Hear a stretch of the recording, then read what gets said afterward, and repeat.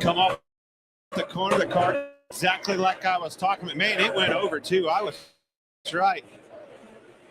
Dang it. A lot of good cars. Denny Hamlin. Boogity, boogity, boogity. Let's go streaming, boys. Hello, everyone. Welcome to this episode of Off the Rails, where I am doing something that that I have wanted to do for many months now, and that is a NASCAR stream. I'm quite excited. I know a lot of you might not be because I haven't met anyone besides Mason who's interested in NASCAR, but I'm going to have fun. Dang it. And if NASCAR isn't your cup of tea, I get it. I would advise you stick around though, because I'm going to try and be as entertaining as I usually am. And we're probably going to devolve into something that is a NASCAR, because my chat is very good at getting me distracted. I see you over there, Becca. I'm watching you. Now, I've not been on this channel in a while, as I'm sure you can tell, and it smells in here, man. Like there's cobwebs in the corner. There's like a weird smell. I don't know where it is. Like I think I need to stream here more. It's getting weird, getting decrepit. Anyway, I actually do have things to go over for once. I did not bring news articles, no, but I wrote down actual notes for this stream. I've never written notes for any stream before. Okay, actually no, I did do one for the debate stream that we did, but this is like a second. I'm so proud. Hey Spittle, hi Dax. Becca, you are not being good. You are never being good. You were up until like 9 in the morning your time. And okay, you probably were up for longer, but you were up until way early in the morning. You're not good. You're never good. I don't want to hear it. Don't you lie to me, Becca. Don't you lie to me. Cobwebs are from ramen. Smell is from Shio's corner. Oh yeah, that's right. I forgot to clean the corner before I left. That would explain a lot. Thank you, Dax. But I do have notes here. And if you hear the page turning, that's me flipping through my notebook. You get some nice ASMR there. But there are things I do want to talk about. First and foremost is the duels, because geez, they were boring. I have some critiques. But the 500, which I also have notes for, was quite good. Good job, NASCAR. You did something good for once. And if we happen to have extra time, I'm just gonna blab about other NASCAR things. We probably won't have the time though, because once again, Becca's gonna get me distracted. I have my eye on you. No, Bonsaka was not here. Ask him. He has an invite. He's free to join. He's just decided not to be here because he's gay. He's gay. Hey, Ramen, how's it going? And if he does show up, then he will be late and gay, which is, I suppose, better than being square and gay. I took a 2-hour nap at noon. I'm a-okay. Oh, I'm still watching you because I know what happens when you get a nap. You get feisty. You get that fiery redhead in you. I'm watching you. Yes, Spittle, you summoned her by talking. Oh wait, no, not Spittle. I think it was Dax. Yeah, Dax, you summoned her by talking about her cobwebs. Nice to know that that's still going over here. So, first duel, mostly boring. I did that. That was from like lap 5. I could tell the race was just going to be boring because they were single file through the whole thing. Yeah, Ramen, you're innocent for now. Don't worry about it. It hasn't even been 5 minutes, and I've set Ramen off. I'm very proud of myself. I've kept that ability. But back to NASCAR. See, you're already getting me distracted. Ramen, if he accepts your duel, you can definitely duel Dax. But it needs to be consent from both parties, otherwise it's a rape duel. And YouTube's gonna strike me for that one. Never mind. Hey, Johnny Blaze. So, first duel. They were single file through pretty much the whole thing. In fact, I have a note here. Only single file racing until blank. Because I expected it to die out at some point. It didn't. Through the whole duel, it was just single file racing, and it did get boring. Granted, at the end, it was pretty fun. Keselowski almost spinning Blaney out was very fun to watch, and a sign for things to come in the 500. That was fun. And the last 5 laps were good with the passing and the overtaking, and Keselowski getting the win. Very good start for him and RFK. Very good season start. Also a good start for Stuart Haas. Very excited. I'm going to be watching those teams in the future. But yeah, there's just not much to talk about with the first duel. It was very boring. A Roll Tide feller. Different sport, but I like your enthusiasm. Now, granted, I was paying closer attention to the second duel because that had my boy Bowman in there. Becca, racing is not boring. You're just a boring old person who doesn't find racing fun. You got that smooth, girly brain. Granted, you do know how to blow an engine, so I can't say you're like dumb with cars, but you're dumb with racing because of the smooth, girly brain. See, racing is for high intellectual people like myself that can turn left. I'm a genius. And I'm also really in a NASCAR mood. I've been thinking about doing this for months, and it was just building up inside of me. So I decided, screw it. The weekend of the 500 would be a good time to do this stream, so I'm gonna do it. And I'm doing it solo. Why not?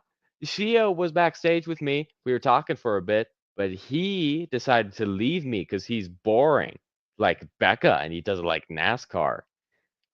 And I've gotten distracted again.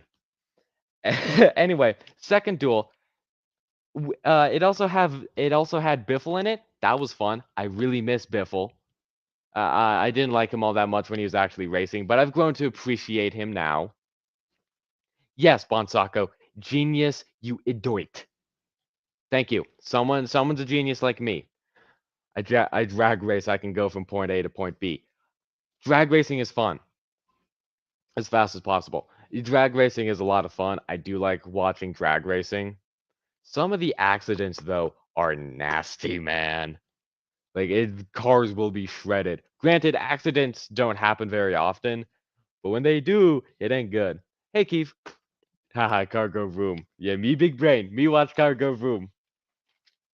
And it was exciting to see the Biff back. I wish he had more of a presence in the 500, but it was nice seeing him in the duel, racing up towards the front. That was fun. Uh, Bubba Wallace's car. I don't like the driver, but his car was very purty. I just wanted to point that out. I like the McDonald's car. It really goes with their branding. And the second duel did start off well. It had good racing and overtaking and blocking and all that. It wasn't a freight train. It wasn't single file. And that lasted for about 15 laps all the way until lap 20. They started going single file, and by lap 25, I got bored. I got really bored. It was just single file racing. But it was entertaining to see Denny Hamlin spin it. I wish I had found a clip of that on NASCAR's YouTube page. I don't think they posted it. I'm doing fine on my own. I have high intellect commentary and comedy and dang it, Bonsako had to ruin all that. Hey Bonsako. Give me back my wrench, you fag. What? They're timing me out, you douche. Oh, they are? Uh-huh. Oh, I had StreamYard's chat open, so I couldn't see. Motherfucker. Ramen, I know it was you too, you bitch. Hey, Mo, Okay. how you doing? Hi, how's it going? Do you want to talk about NASCAR with me? Sure, man. These my guys behind. It'll piss back off, so why not? Apparently. Yeah, so I real quick, my chat is going to load, and I want to see who all timed Bonsako out. Because I'm going to laugh at that.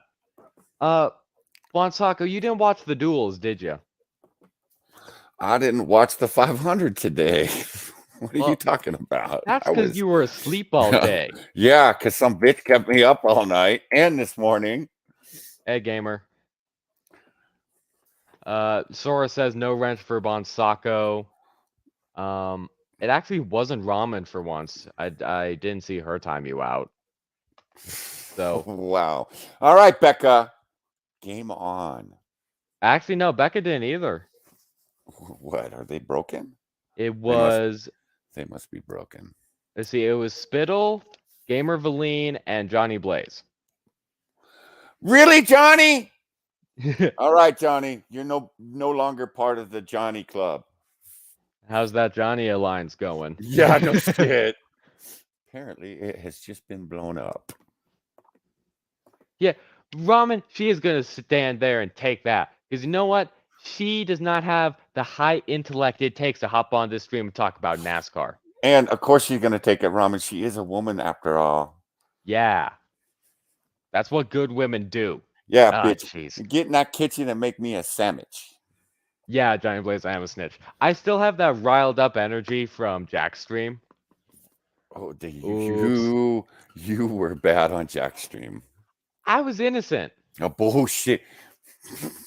I came second 3 times. I'm not even gonna repeat the one that caught my attention. I was like, I can't believe my child just said that. What? Hey, Mhm. Nacho.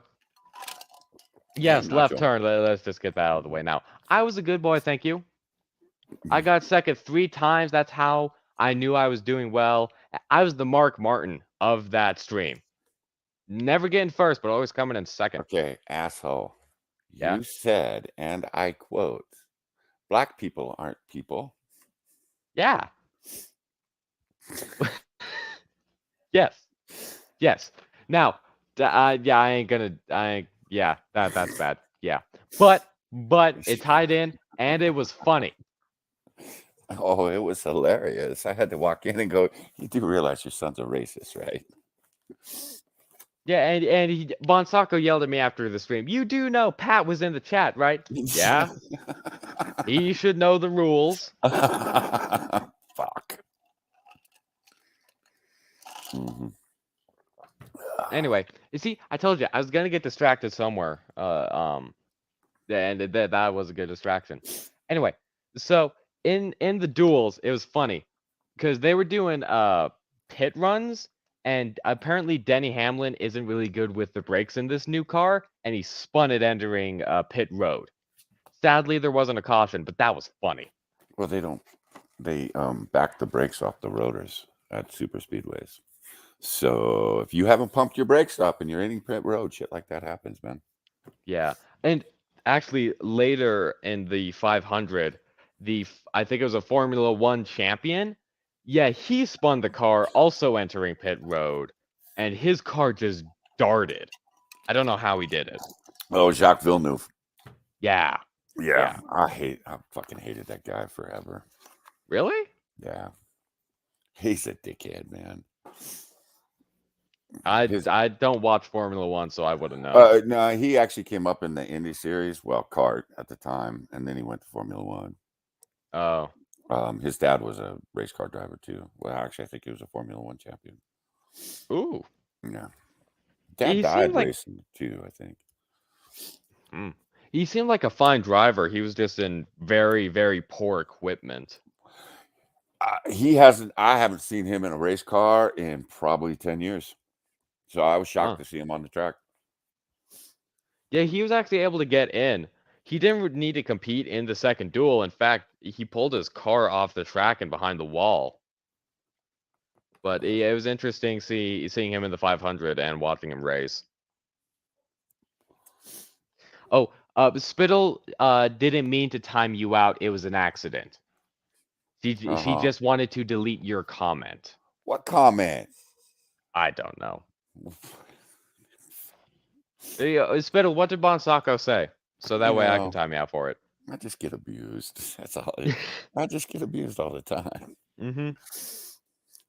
You know, I am YouTube's whipping boy is what it is. Yeah. It's quite easy. You're old. You have one ball. You seem to not like it when we time you out. Just one stream. I'd like to go without my testicle being brought up. Okay? Testicle. I'm pretty sure it was brought up during Jack's stream earlier. Uh-huh. That got a laugh out of me. Anyway, so the second duel also got boring because everyone was playing it safe and they started single file racing again, which that's just not fun racing. I get it. You want to play it safe because it's the duel. You don't want to mess your car up for Daytona. It's not fun. Jesus, Nacho. You ain't wrong, but damn. Yeah, he did put up a good race today. He came in second, but I see Bubba Wallace as Michael Waltrip back when Waltrip was at DEI. He's a decent driver, but he only does well at the super speedways. That's really the only place he truly competes. Yeah, and Wallace was only good when he was in a DEI car. Because you look at his career is dog shit. But Yeah. once he got in that DEI car, man, shit, a monkey could have driven that car and still ended up in first place. Yeah, those things were quite scary. And I was hoping Hendrick's cars were going to be like that, but no, they fell off. Yeah, what the fuck happened with them? Of course, I missed the race, so I need you to tell me. Yeah, well, I didn't catch the first 7 laps of the 500. And by the time I did tune in, both Larson and Bowman were way in the back. But they were able to race their way up a bit. Byron got taken out by the wreck I showed at the start of the stream. Bowman was involved in that wreck, so he had a damaged car for the rest of the race. Larson got involved in a couple of wrecks after that. His car was taken out. And Elliott got involved in even more wrecks after that, and I think he just barely made it to the end of the race. Oh, Bonsaco said, "I'm here," and Spittle bopped him. That was all Spittle needed.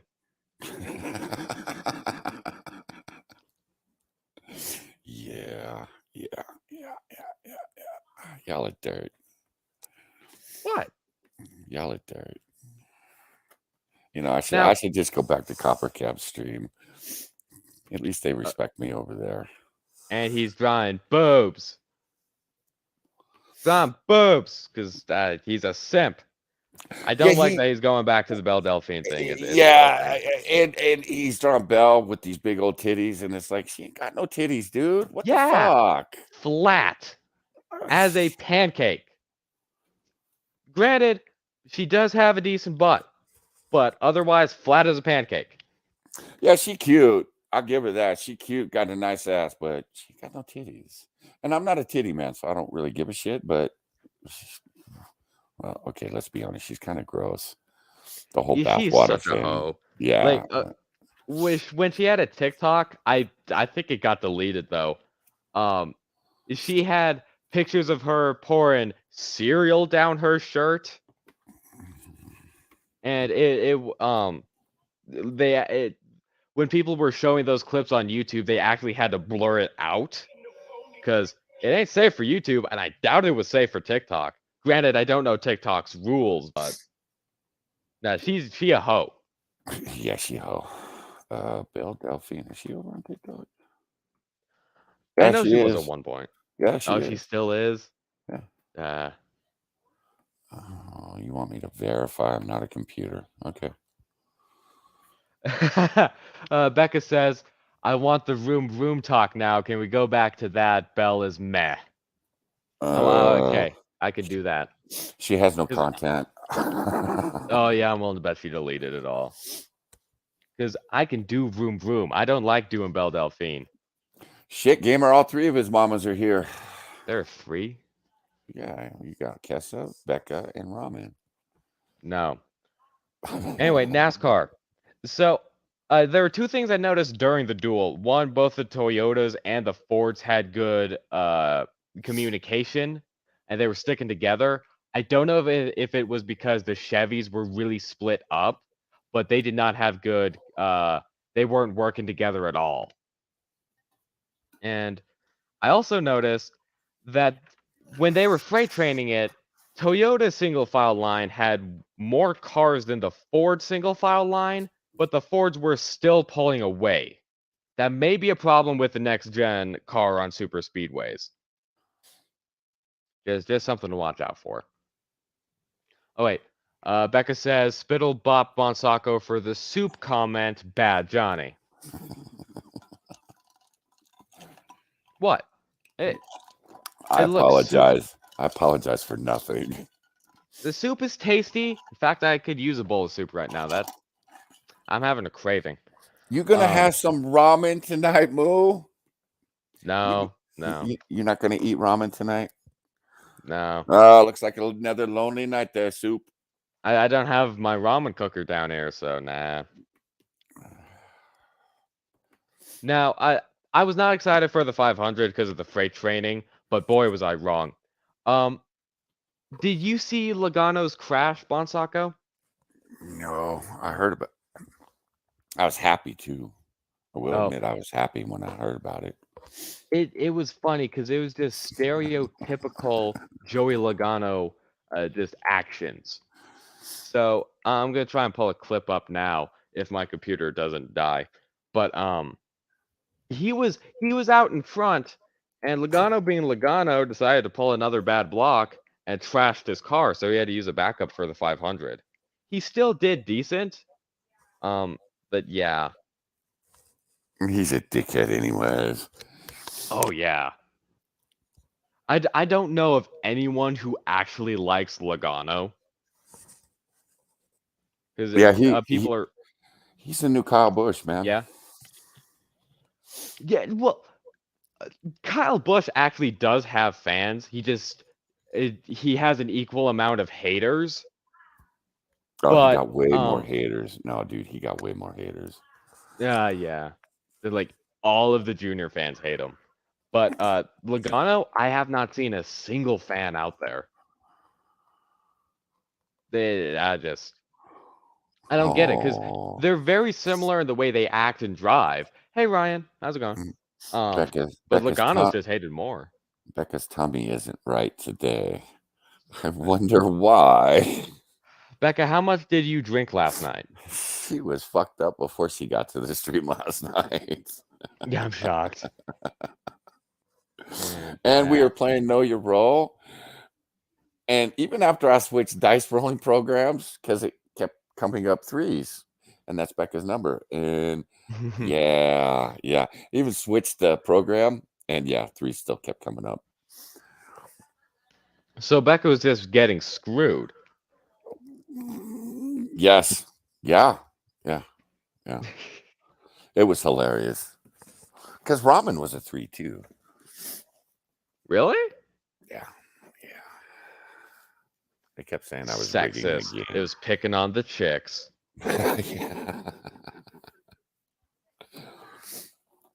Now, so this is the wreck. I find it hilarious. Play. There we go. To the leader, Logano. He's got to go to the bottom. And he can't get there. And right into the wall. Logano blocked. Logano moved down, blocked. I hate to say it. He was under him. I love that. You want to send me the links to see if I can run them better? Because that was a slideshow, man. Yeah. I'm post them back. Just post them backstage, and I'll pop them and share them. That's what I'm doing. I was checking the stats for the computer, and Chrome is just being buggy. I think Chrome and streaming just don't get along. Never did. Yeah, that's always been the case with Chrome. Shit, if I didn't have to use, or if I didn't use StreamYards, I wouldn't use Chrome. Yeah. Well, I was thinking, because I've been dabbling in OBS again. If I do any more streams, they may not be NASCAR streams. They may be NASCAR streams. I'm going to try and use OBS. Because I've been toying around with OBS more, and it's fun. It's a lot of fun. Jeez, Becca! Okay, you ready? Yeah. Does Chris Buescher have a move? He's now backed up to McDowell. Half a car length to the leader, Logano. He's got to go to the bottom. And he can't get there, and he wrecks Logano. Logano blocked. Logano moved down, blocked. I hate to say it. He was under him and got a pretty big block right there. You knew it was going to be aggressive, and unfortunately, cost him. I want to watch. I love seeing that car wrecked. It's glorious. He absolutely deserved to get wrecked for that. Yeah. Absolutely deserved that shit. You Now, want me to keep playing it or no, that should be enough. Busher was a little slow to pull out. Go run wild with that. But Logano, clearly Busher had the speed. I don't know why Logano decided to block and drag him under the double yellow. But Busher did get the win because that was on the last lap. And Roush Fenway Keselowski Racing swept the duels. Very good start to their season. Becca says, cool, he did donuts because he went right instead of left. Awesome. But Becca doesn't care about the implications, like, oh, that there's a trash race car that's going to cost money. Oh, there are playoff points and positioning at stake. No, car did donuts. I like it. I gotta say, I do like it. fucking Spittle, man. It reminds me of when I was first getting into NASCAR. I just like watching them wreck. And I still like watching them wreck, especially when it's Logano. I was gonna say you were never happy when it was Junior. Yeah, oh no, never, no. Because I was a Junior fanboy, and I'm not happy when Bowman wrecks because Bowman's my boy. Dare to be different, yo. Hashtag Team Kessa. Jesus Christ. Does Kessa have a team? Yeah, man. Fucking simping for her. Jesus Christ. You know, Look, y'all gonna swell her head up. I'm just gonna stay silent on that one. I set you up for that one too, Moo. I'm just gonna be silent on that one. Oh, damn. Now, that's all I have for the first two duels. Both were boring. I was not excited for the 500, but I was truly wrong on that one. So, granted, I came into the 500 late, but there was no single file racing, and that lasted for a long while. And that was great. Double wide, 3 wide racing is fun. I don't know why they don't do it more often. Now, there was a commercial I did want to call attention to. It was about girls being racers. Now, chicks can be racers as long as you're not Danica Patrick. In fact, I do like Jennifer Jo Cobb. I do like watching her race. She's decent. But yes, women can be racers. It's not a male-only field. We know this. We've known this for a while. What? You don't need to call attention to it because you want to be woke and you wanna look at me, I'm virtuous. Yeah. Just had to call attention to that because it kind of grinded my gears. Hashtag Team Fairy. Kessa has 2 teams. I want a team. I didn't get any teams. I feel left out. Now, aside from that, 500 overall good experience. Wait. I think you're part of Team Fairy, man. I'm not. Look Can at there be a Team Flamingo? Look at your fucking profile picture. I'd say you're a fairy. No, that is a flamingo, not a fairy. Right, but it implies that you are a fairy. How does it? Okay, they both have wings, and that's where the similarities stop. Okay, here. Okay. Team Boo Q, yeah. That's right. Yeah, that's right. Yeah, I forgot you're young. A fairy is a gay man. No, a fairy is a small thing with wings. Okay. And I know, I actually. Hey, man, if it makes you feel better about yourself, go for it. I'm No, good. yeah, I know. Because I actually, during Quippers, I did use fairy in one of my answers. So yeah, I know, but I'm not a fairy. Hashtag Team Kessa all day. Hey, James, how's it going? Hey, Hashtag James. women can race after they get done cooking and making my sandwich. You know, that motherfucker last night, he left us and went to bed, and we just kept going. Motherfucker. He was the one drinking coffee, too. You piece of shit, James. Yeah, James, I wanted to kill you. I'm sad I missed out on that opportunity. I had to deal with Pickle. The Pickle? That was fun watching Pickle and One Low go at it. Yeah. was fun. I was having a blast watching those two. A Pickle and One Low make it really hard as a killer to get things done. Because they're both pretty good as Survivor. Granted, I did get Pickle a couple times. I got him. Shit, I was surprised I got one low once last night. It's like, holy fuck. You know James it was says, all luck too. I left because my interwebs went down. You seem to be having a lot of internet issues. Could have come back though. Then maybe it didn't fire back up in time. Well, I don't no, know. he's in the chat. So, or Oh. he popped in the chat for a short time. So, Johnny maybe Blaze says James being salty was funny. Yeah, I know, right? Oh, that's right. I forgot about that. I've gotten James salty quite a few times, and it's hilarious. I've never seen Becca be salty though. Oh yeah. I'm gonna pay for that one too. What did you do? I told her I wasn't gonna get it, and then I got her. Oh yeah, okay, yeah, you did tell me about that. I don't think I ever seen Becca pissed off before. Well, okay at me. Well, okay, well, I can't say that, but wow, no, there was no coming back from that shit last night. It was like there's nothing I can say, nothing I can do. I'm fucked. James says he was in chat because of his phone. Becca says we were in backstage until 10 a.m. He had plenty of time to join again. Vodka makes me salty. You had vodka? Yeah. Oh. I'm telling you, girl, you got to stick with that brown booze, because you all nice and lovey when you drinking that spiced rum, but that vodka, holy fuck.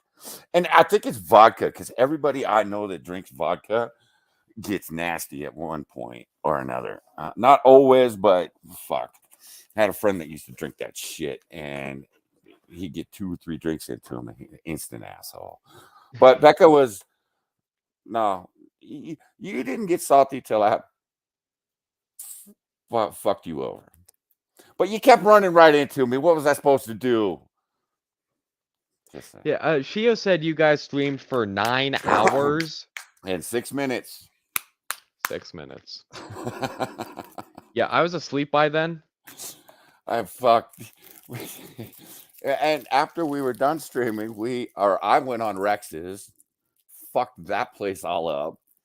Pat came on because I was sharing our backstage with Rex, and the shit talking that was going on was fucking hilarious.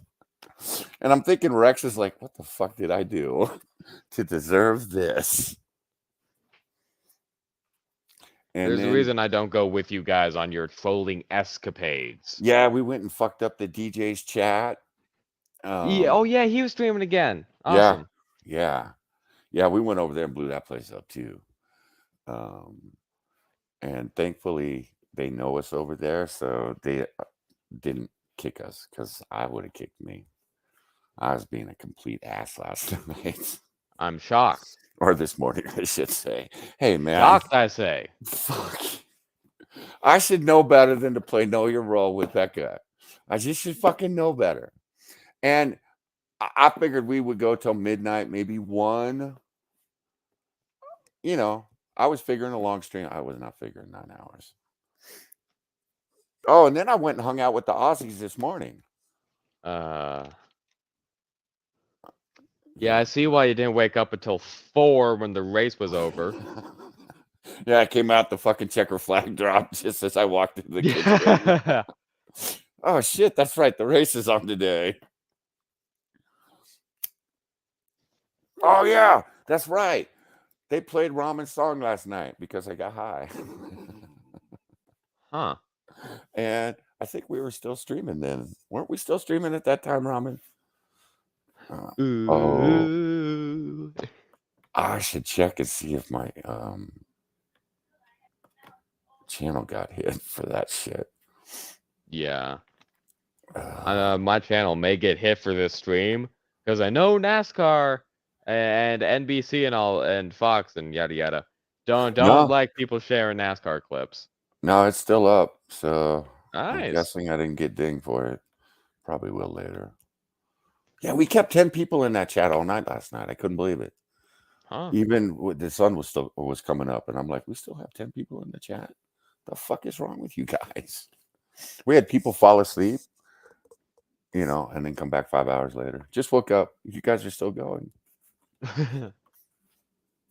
Yeah, because the normal amount of sleep you should get per night is 8 hours. So if you were to fall asleep half an hour before after the stream started, you could get a full night's rest and wake up half an hour before it ended. That's just too much. Yeah, Johnny, we were fucked up last night. Had a blast though. It was fun killing Becca. That was nice. Yeah, see, I can't kill her anymore. I I feel know. guilty. I'll be all guilty and shit killing her. Oh, Becca, I'm sorry. I didn't mean to kill you. Spittle. No, Danica's not the motorcycle chick.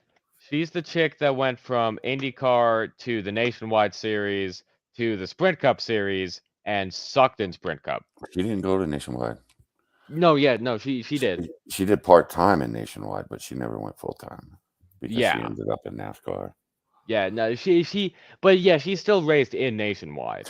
She should have stayed in Indy because she was at least halfway decent in Indy. You're absolutely right. The only reason that girl was in NASCAR is because she was cute. That's it. Yeah.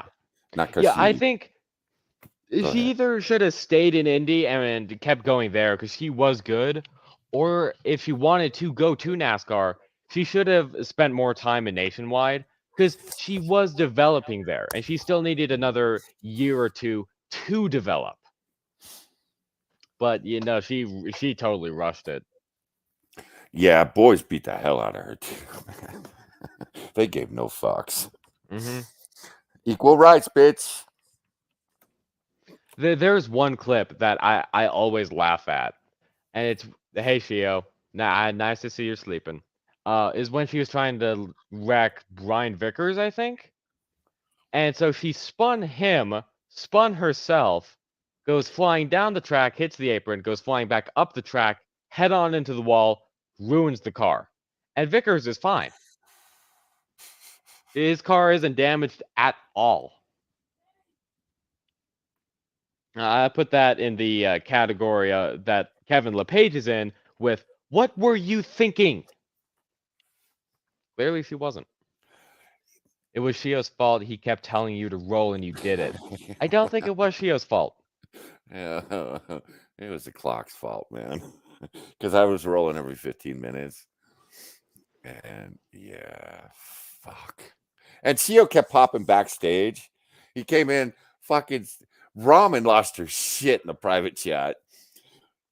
Shio shows up backstage and I hear the boop. So I jump out and, go backstage and there's Richo81 sitting there. And I'm like, the fuck like this asshole. Yeah. And then he disappeared as soon as he knew I'd seen it. And fucking Robin is like, what the fuck? Spittle, that I do not know. Oh, Bonsako.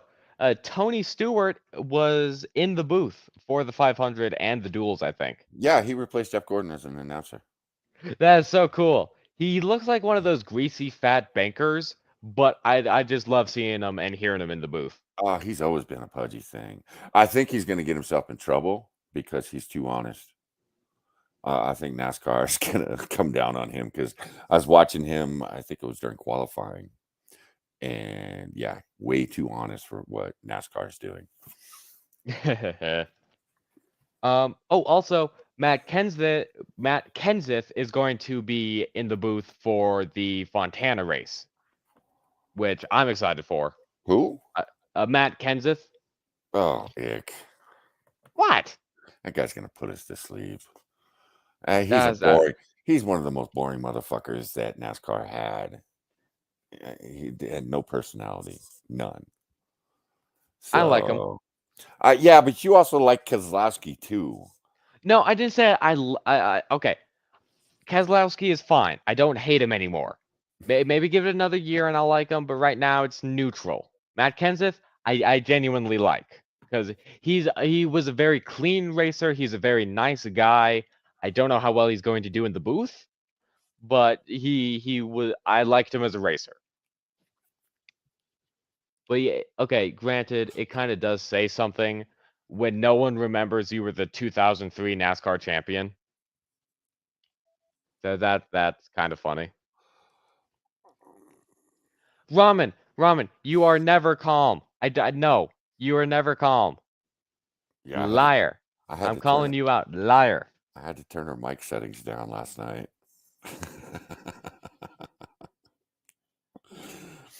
Especially Okay. when we were playing the game, because boy, she got heated a couple times. Was she playing Pummel Party with y'all? Uh-huh. James Oh. pissed her up and the war was on. Oh. It was hilarious to watch them just going back and forth. I don't know what I did to Pat either. I didn't get him once, and he's just sitting there talking all this mad shit. Finally, he did get me. I forget how he got me too. So I got the gun, turned around and just shot him dead in the face. And he's like, "Oh, I see how it is, shooting an unarmed black man." And I'm like, "Really? You started this shit?" "Yeah, I killed Pat. You're damn right I did." Hey, Shagan. "Hey, Shigan, how you doing, girl?" Oh, you play Dead by Daylight too? Aw. Yeah, she screamed, and all of us, I think, were deaf for about 5 minutes. So, Yeah, her and Sora are total screamers, but Ramen is a lot louder with it. yeah, but Sora's cute about it. She's not. Ramen actually has like a visceral, to the bone, chilling thing going on there. Yeah, Ramen fully pees her pants. Yeah. Okay. Oh, and we're gonna have a moderated sit down with Ramen and James because they need to work some shit out after Pummel Party last night. Becca has Oh, boy. volunteered to be the moderator. I have volunteered just to sit there and giggle my ass off. Well, if we have time tonight, sure, go ahead. Becca, I didn't start shit with you last night until we got to Dead by Daylight. Now, Pummel Party, I was nice to Becca in Pummel Party. She's usually the, focus of my wrath. Well, last night, I was pointing out how good I was being. So, yeah, got your mom for absolutely no reason. I'm not surprised. Oh, Jesus. See, they need to have a talk. Y'all need to have a talk like Shio and I had a talk, okay? Because Shio and I, we had to have a talk at one time, or so I was told. And we didn't work shit out because there was nothing to work out. There's something to work out between Becca or Ramen and James. Sure. So, so anyway, but back to NASCAR. Once again, getting very, very distracted. The Toyotas and the Fords actually were able to keep up with the teamwork that they had in the duels. That was impressive. The Chevys didn't have any teamwork in the duels or in Daytona because they had no one to work with. The Chevys were either out of the race or scattered across the track. So I'm a little worried in that department.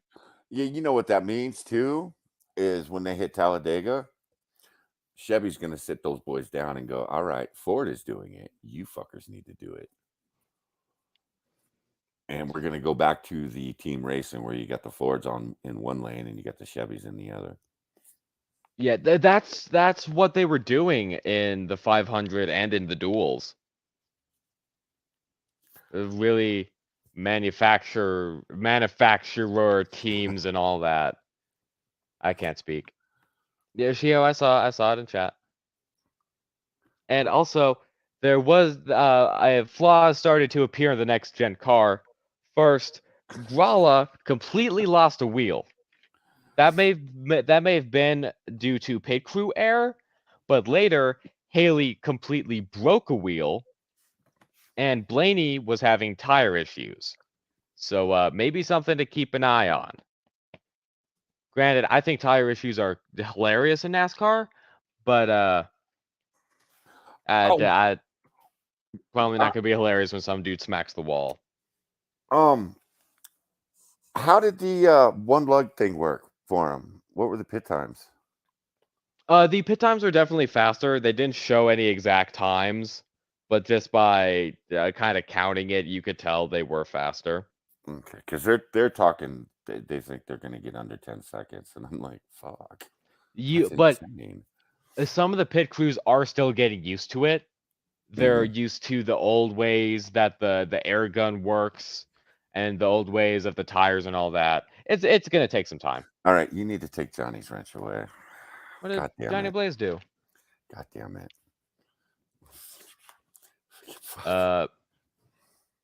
Hold on. My chat may be a little bit behind. Chevy wish they could make cars as good as Fords. No. Okay, the Fords are scary powerful with the next gen cars, but out on the road, no. Actually, Bonsaka, have you seen what Ford and Chevy are doing with their trucks? Uh-uh. They're making them electric, and they're going to power houses when power outages happen. Oh, get the fuck out of it! God damn it! They need to stop this shit. Fuck. They need to stop this shit because they're talking electric big rigs too, 18-wheelers, and it's like, okay, Oh, no. uh, if you all think you can pull that shit off, you go for it. I don't think they're gonna be. And again, how the fuck are we gonna power this shit, guys? Especially here in California, because we're gonna be going to no gasoline cars sold in the state. And we're shutting down nuclear power plants in our state. How the fuck are you gonna power this shit, you assholes? Shias has an electric Mustang too. I forgot about that. Oh It looks yeah, nothing like a Mustang. yeah, yeah. That's right. Yeah, I was not happy when I saw that either. I was like, why are you calling it a Mustang? Why don't you come up with something else? Don't tarnish the Mustang name. Although they tarnished it pretty badly in the fucking 70s with that piece of shit they came out with mid 70s during the gas crunch. Jesus Christ. And then, but back to NASCAR. There was a caution that I showed at the start of the show, which had Harrison Burton, first time racing in the big boys. He had a blowover, rookie's first blowover. I'm so proud of him. Kozlowski totally caused it, and Hamlin's car after the wreck was skewed. That was funny. I'm just gonna put this out. Becca's eating ramen right now. I want my ramen cooker. We're going up the mountain tomorrow, man. We'll get it. I know. I told your mom we should just buy another one for down here. Yeah. That way, either way, I would have two. I want another ramen cooker. Ryan says, I don't think truck looks much like a horse either. No, no, the electric car Mustang doesn't look like the gas-powered Mustang. I don't know why. It looks more like a sedan, or SUV, I mean. It looks more like a Tesla. How did you mess that up? Maybe they showed the wrong car, but that looked like a Tesla knockoff. Anyway. So at lap 85, they did start to freight train again, which was boring. Until 15 laps later, they went in for pit runs. It was total chaos. It was amazing. They tried going 4 wide into pit road. Oh God. They eventually, as they got onto pit road, they realized that's a bit crazy even for us. So they dropped it down to 3 wide. Suarez got a penalty. Elliott stalled on pit road. Briscoe, I think, missed his pit box entirely. And there was one dude who had 2 wheels out in the grass. It was total chaos. I don't know how there wasn't a proper accident. Fox Sports is going to play or replay it tonight, so I might have to record it and watch it. Okay, I'm gonna call out Chio's joke real quick because it is relevant. I like my women like I like my NASCAR. No rights. Sexist. If they called it pony like it is, it would be as gay as it sounds. Look, Yeah, he ain't wrong. am I the only one who actually likes Mustangs? I love Mustangs. Especially the old ones, but and I like the new ones because they went to an ugly car there for a while. But when they started, when they redesigned it, I fell back in love with it. Yeah. I'm a Chevy guy though, so I love the Camaro. Camaro's always to me, okay. In today's car world, I think the Camaro looks way better. It just looks meaner and faster. It looks like a fucking hot rod. When you see a Mustang on the freeway, it doesn't look like, unless he's driving fast. But the Chevys always look like they're going fast. They look very similar, but I think the Camaro looks better because the Ford Mustang's taillights are both stupid and smart. I like it because when you're turning and you have the blinkers and all that, it kind of points in that direction. That's cool. Problem is that messes with the braking, and you don't have the orange blinkers. It's not practical. That's Mustang though. They've always had those kind of blinkers, even back in the '60s. It's not practical. Yeah, but it's like it's like Corvette with the round taillights. Of course, they're not round anymore, but most Corvettes had those circle taillights. That's how you knew it was a vet from behind, I should say.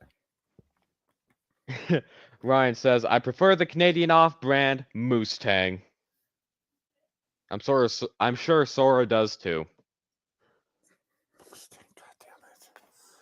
God damn it, Ryan. God damn it. Fuck.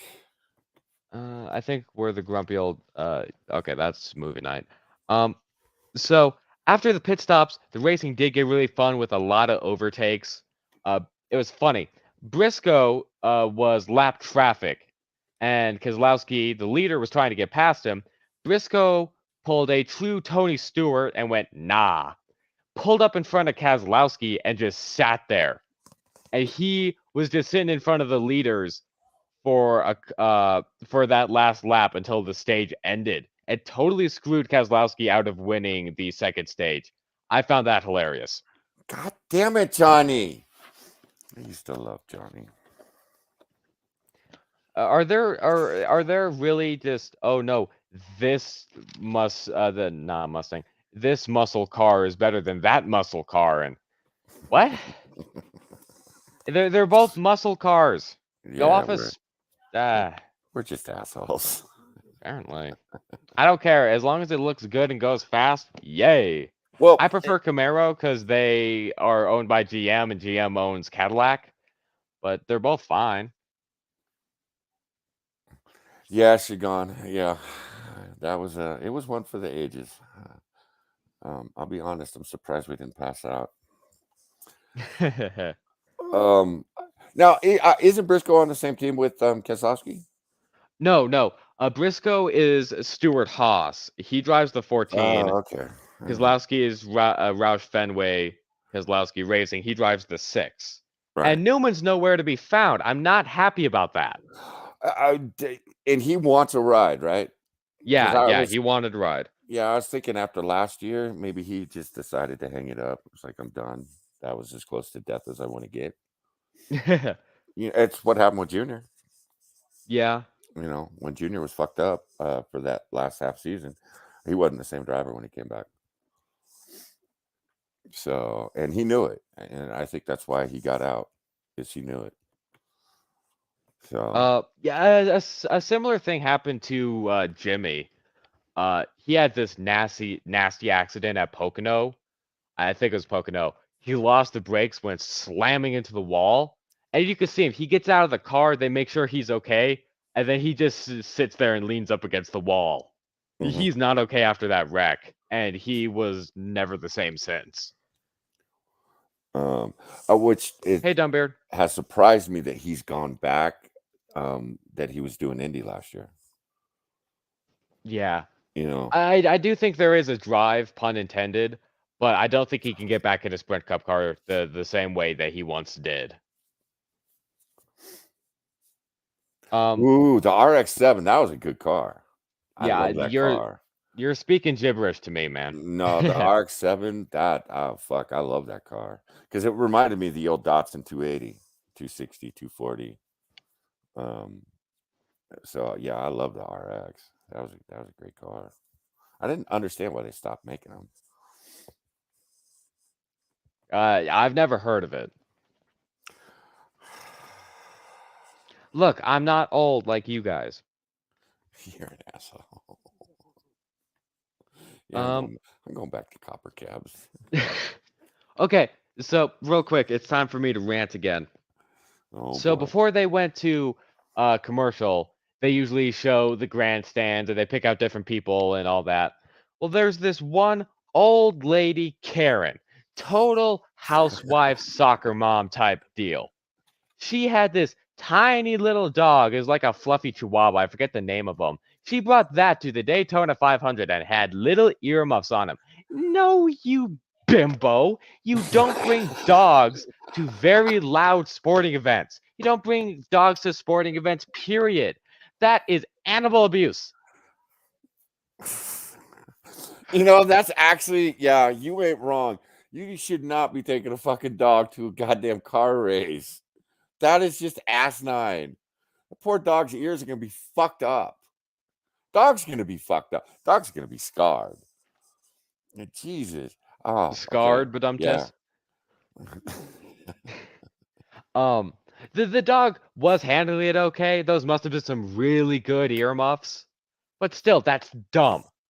I'm amazed that the inspection guys actually allowed it. Oh, it's my service animal. No, it's not. Well, it's like, why the fuck you bring your dog to the goddamn grocery store? We got these women carrying these fucking dogs around. It's like, really? You can't go anywhere without your fucking dog. You got to bring it to the grocery store. Oh, Becca would absolutely lose her shit. I would love to be with Becca on a shopping trip with some bitch carrying around her dog. Hey, okay, Becca, serious question. When you go to the grocery store, do you get a cart? And if you do you push it? What kind of question's that? I just want to know. Because some people do the little baskets. And I don't get that. But you do you. Your grandfather used to shop like that. He'd get the little basket because he'd only shop for, one night. He'd go to the grocery store every, afternoon to pick up whatever he was going to have for dinner. Okay. So I get that. But not too many people do that anymore. Yeah. Well, I prefer the middle option. Go for the small black the small black cart. Cuz that has some speed to it and it has good handling and you can still run over someone. It's great. Yeah, but the way we shop, they're never big enough. Yeah. Yeah. Oh, and then you have those jumbo baskets that are wider. I really want to use those, but those are for like moms who go shopping with their 2 kids. Okay, Becca says yes to both. Do you have cart road rage? Because I do. I have lots of road rage. Okay. We did go grocery shopping yesterday, and I'm starting to learn not to go grocery shopping on a Saturday afternoon. Yes. But it is so funny walking into the store with Moo. The second we walk through the door, his fucking brain just shuts off. It's done. He just stands there. No, man. It's like I turn around and look, you are so far gone. You are somewhere else most of the time we're in the grocery store. Thank you, Becca. Okay, one, I have big road rage in the store. One, because I don't want to be there. I don't like going to the grocery store, and I don't like being around all the yahoos in the grocery store. So I just walk in already angry. And then you have the people like Samantha and Kyle and Jeremy who are sitting there, walking around, texting on their phones, not observing the laws of cart traffic, and I I have to brake so suddenly. I The did. law. Wait, there's laws of cart traffic? Really? That's the Yes, thing? yes. There's cart etiquette, and cart etiquette is basically the rules of the road. Basically, just stay in your lane. If the left side of that aisle is going in the way you're going, you stay in the left side of that aisle. And observe the right of way. If you are exiting the aisle, give way to the people who are in the big aisles that go across the whole store. I don't exactly know what they're called, but no one gives way. I have almost hit so many people because they don't look. Granted, I can give a bit of leeway to the people with the grocery carts because it can be hard to see. You have to stick the cart out in front first, but just lean over the cart. Just don't go in blind. At least look a bit first. What are you when you're at a stoplight? Do you just not look both ways before you cross the road? Damn, Moo. I had no Look, idea. there are so many idiots in the Okay, store, I and got it one pains for me I you. can't run them over. I got one for you. How about those motherfuckers that just sit there and have fucking 15, 20-minute conversation? Dude, okay, there's one time we were at the store. It was just me and Kessa, and I separated to go run off and get some hot chocolate because we needed hot chocolate, and it was the last thing on the list, and we were already heading out the door, so I might as well just separate, go get it real quick.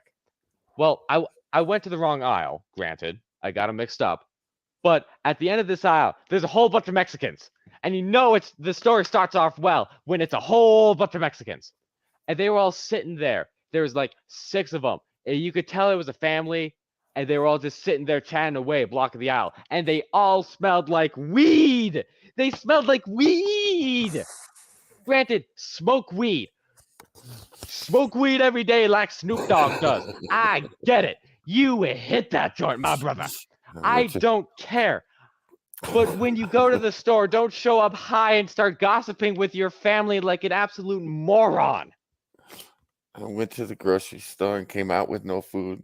Why? Because I got high. Because I got high. Because I got high.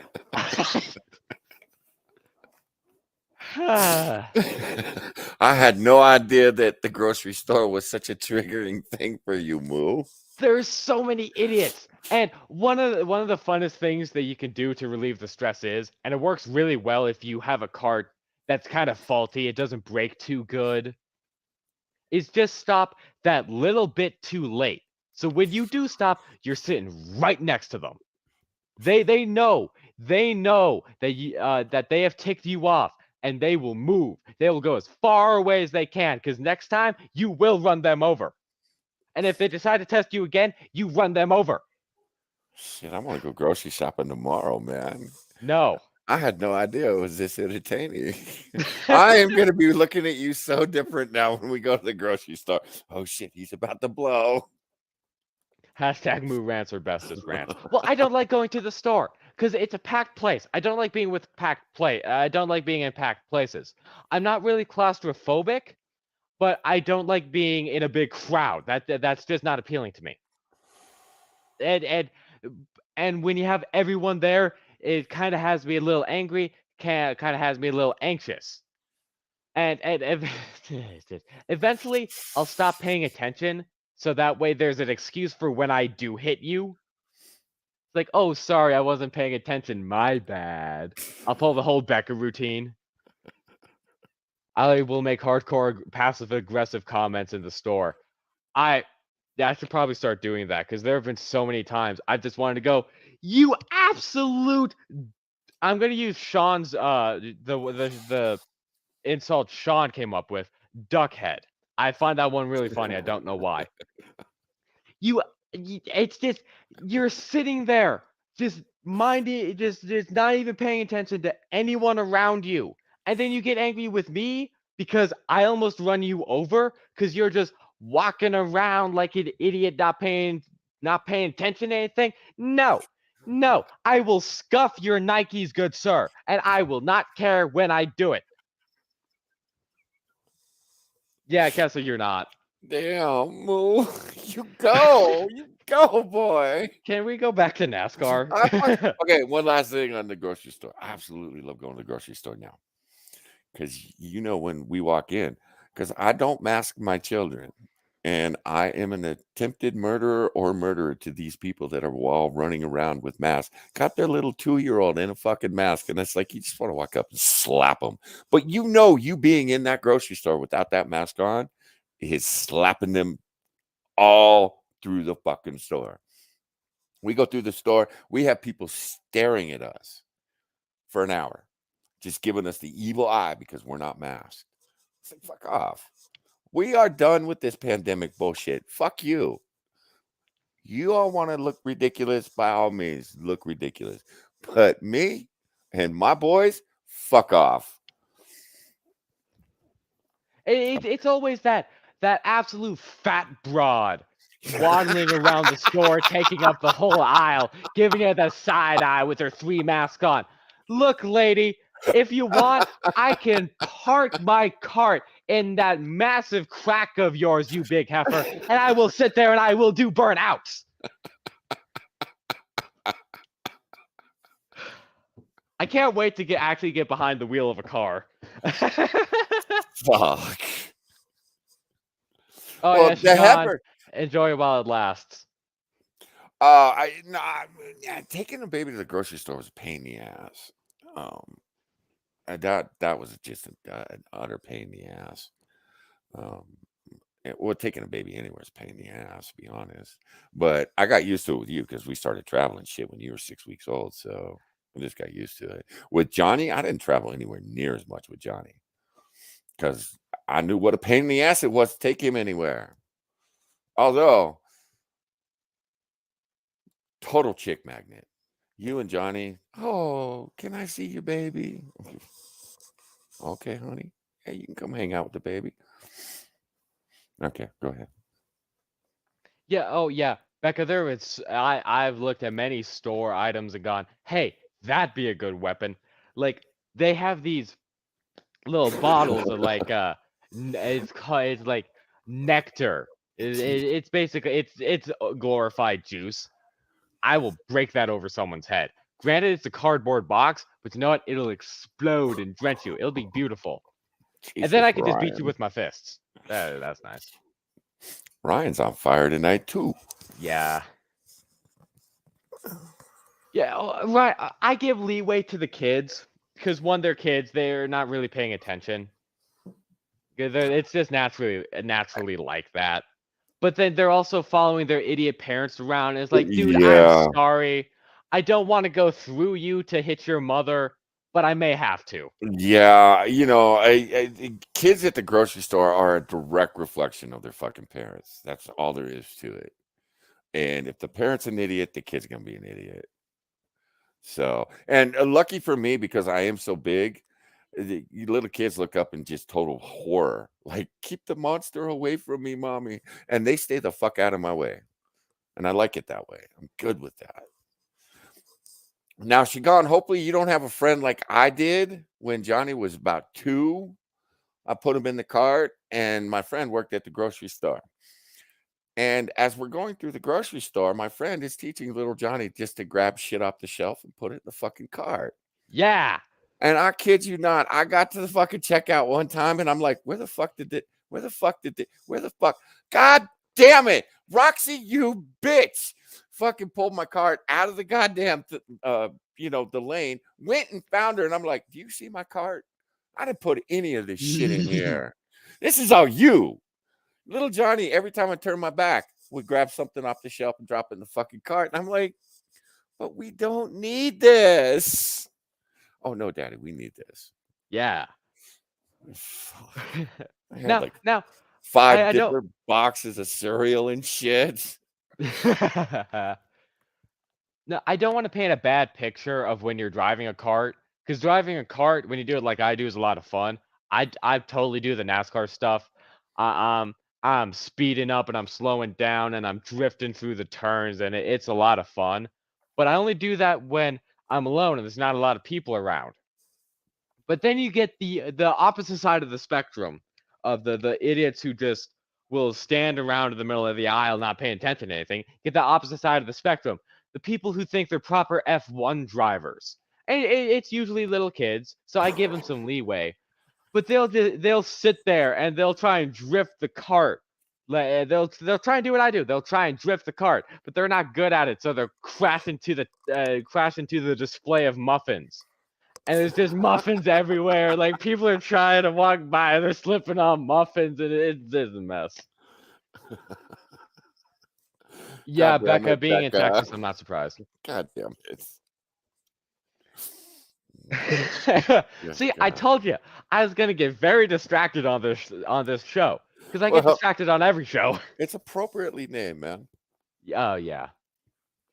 And then you got the idiots who try to do donuts. Like, no, just back the car up, back the cart up, then go forward. It's nice and simple. I'm gonna try and go back to NASCAR. Well, one last thing. Now, Shigan also, like, you got to be careful with children at the grocery store, okay? Even when they're older, like 9. So I went down and I'm like, okay, we're doing a drunk stream tonight. I should probably see if bourbon's on sale because I think Kessa said bourbon's on sale. Bourbon was most certainly on sale. So Yeah. I go down the aisle and little Johnny is right there, following me. And then he gets distracted by the Peeps display. So he wanders back and I hear the entire display hit the floor. Peeps everywhere when I come back around the corner and Johnny's just standing there and I'm like, whatever, child. Just can't leave that child alone for a minute. Because if you do, the entire display gets whacked. Fucking little Peeps everywhere. Okay, so I have a story to tell from that same shopping trip. At the start of the trip, and a couple times through the trip, but there's the first time was the most entertaining. There's this one family. It was a mother, I think a 10-year-old daughter, and 2 6, 7-year-old sons. The daughter was fine. She was actually staying near the cart, and staying out of people's ways. The sons, though, they thought everything was a playground, and it was in this one aisle, and it was a cart width wider than the rest of the aisle, so there was plenty of room. So I was just trying to go down the aisle, and this one kid jumps right in front of the cart, and he sees me barreling down at him, and he goes ghost white. And thankfully, I put the brakes on in time. He dodges out of the way. Kid's a total idiot. Well, you got that thing I got going because you're so tall too. So you probably scared the living shit out the poor kids. He was eye level with the cart. Like he was the same height as the handles and was eye level with the basket of the cart. So yeah, that had to be scary. See, that's what I don't get. Okay. You've been pushing the cart since you've been about 5. Yeah.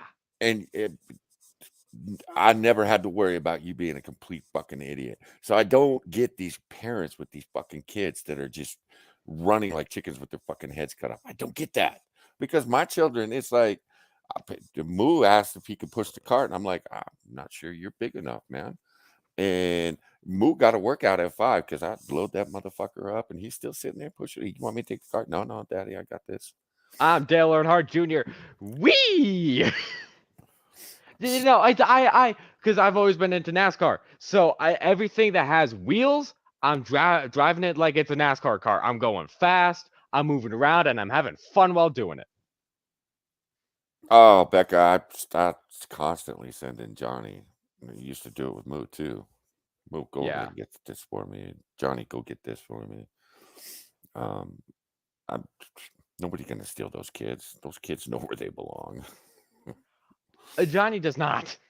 There have been times. Sometimes he'll be really good and he'll stay out of people's ways. But there are other times where he'll just be la-di-dying, and I'll have to grab him by the arm and pull him out of the way. Yeah, that's true. Yeah, he will go brain dead sometimes on us, and it's like he'll just stop in the middle of the aisle, and I'm usually right behind him, and it's like I have to do gymnastics so that I don't mow the child down because he just stops and he's looking around. It's Oh like, yeah, I've hit him a couple times. boy, we're at the grocery store. We come here once a week. You should know this should not be a fascinating thing for you. Oh yeah, Becca, I get it. Yeah, okay. There was this one time, it wasn't his fault though. He Yeah, was fair, Becca. looking for something on the aisle, on the shelves.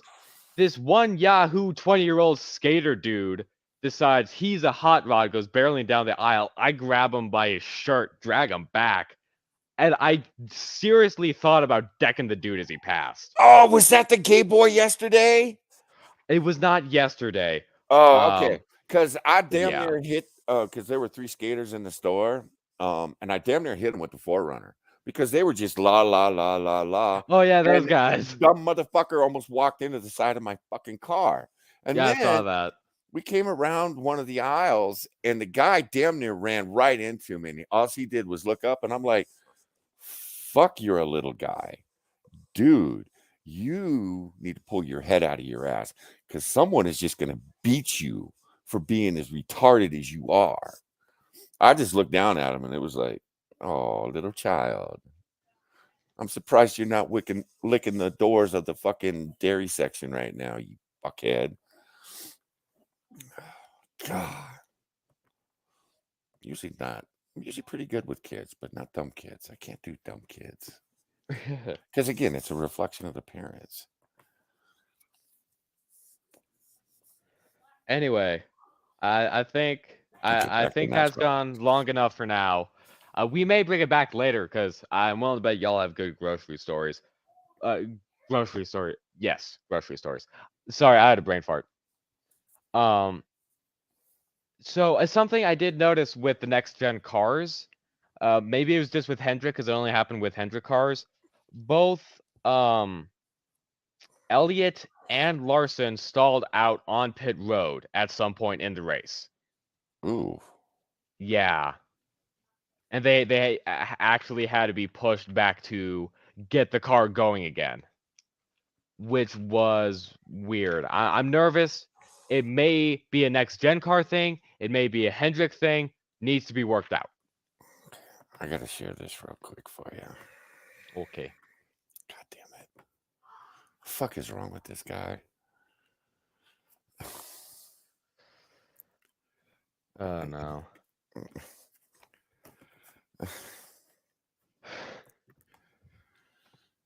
That's supposed to be Filthy Frank. Uh-huh. Yeah. Okay, no, okay. I actually had high hopes for this painting because take away Copper, Filthy Frank, and Belle Delphine. It's quite beautiful with the color transition and like the clouds and the stars and all that. It's quite beautiful. You know what some zone cat named it? What? He says he called that the simp flag. And I'm like, that was before he put all the other shit in it, obviously. But I was like, God damn, you ain't wrong there, man. Fuck. Okay, enough of that shit. Sorry, Okay. guys. I am almost at the end of my Daytona 500 notes. There were a couple of cautions, nothing really worth noting. But there was really good racing in the final 10 laps that spawned the big one, and then they had to go into overtime. Cindric won, and Bonsaco, can you play this video that I'm popping in the Drive General right now? Yeah, you got If it. Chrome would load. Gonna try and share the ending of the race because I thought it was quite good. Okay. Share.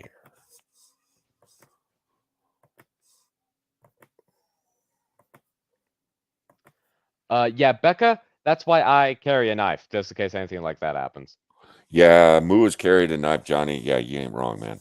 Moo has had a knife on him since he's been like 4. and people like freak out. And he makes no secret that he's carrying a knife. I mean, he got Yeah. that motherfucker out, on his. If you pay attention, you will see it on me. Yeah. Okay, you ready? Yeah.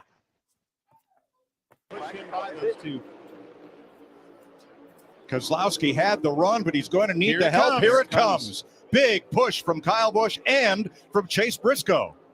So this is just the final He's lap. going to have to stay there. It's awesome. Inside Here was there comes for a another second. push from Kyle Busch on an outside. Even mirror. Cindric can't get too far out. Coming to turn 3 where it all came undone last year on the final lap.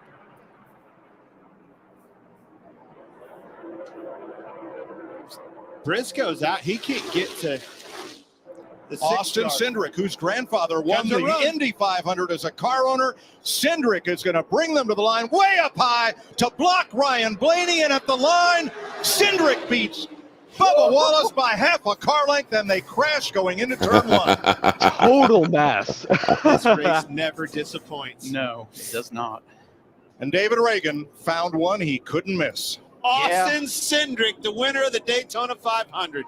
If you remember in the pre-race, he said, a rookie. Okay. You want me to keep playing there? No, that's all. Okay, Blaney went off on that motherfucker, right? Because that is some bullshit. And I get it. It's Daytona 500. I probably do it too. But holy fuck, dude, you can't do that. That's some cheap shit. A couple of things. One, Cindric, I think that was just a bad block. He didn't mean to do all of that on purpose. But something I noticed with Cindric in both the duels and in the 500, he can be a really good team player, but in the last lap at the Tri-Oval, he's out on his own. In the duels, Blaney wasn't first. It was Kozlowski, Briscoe, and then Cindric. Kozlowski and Briscoe broke out past Blaney. Cindric stayed back to help Blaney, so he's helping his teammate out. But at the end in the Tri-Oval, Cindric totally broke out and took second from Blaney.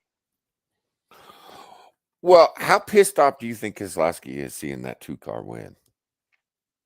I don't think he's angry at all. I'm thinking that probably hurt a bit. Because he's always had shitty luck at the super speedways. Yeah. So I'm actually impressed to have seen him still in the race at the end. Because he's usually not there at the end. And it's usually because he was really competitive. It's usually because his dumbass teammate Logano has, wrecked him. Well, yeah, because Logano and Kozlowski were running 1-2 into turn 3 at the last Daytona 500, but they both got together, took each other out, and McDowell swept in to win it. Oh, I'm sorry, Becca. No jelly on the road tonight. Well, okay. Jesus. Bonsaco, can you play the video I just popped in private chat? Yeah. Becca, there's no jelly, but I think you'll like it. I think I know where we're going with this one. Yeah. Yeah, Becca, you will like this one. Yeah. Cindric, I see good things in his future with Penske. I'm hoping he doesn't turn out to be another Trevor Bayne, but I don't think he will. He's really talented in Nationwide. Well, Trevor Bayne was a good race car driver. He just ended up on a single car team. Mm-hmm. And you can't do anything with a single car team anymore. Yeah, and he would just keep getting wrecked. Okay, Becca, pay attention to this. Hang on. I got to get your chat back up.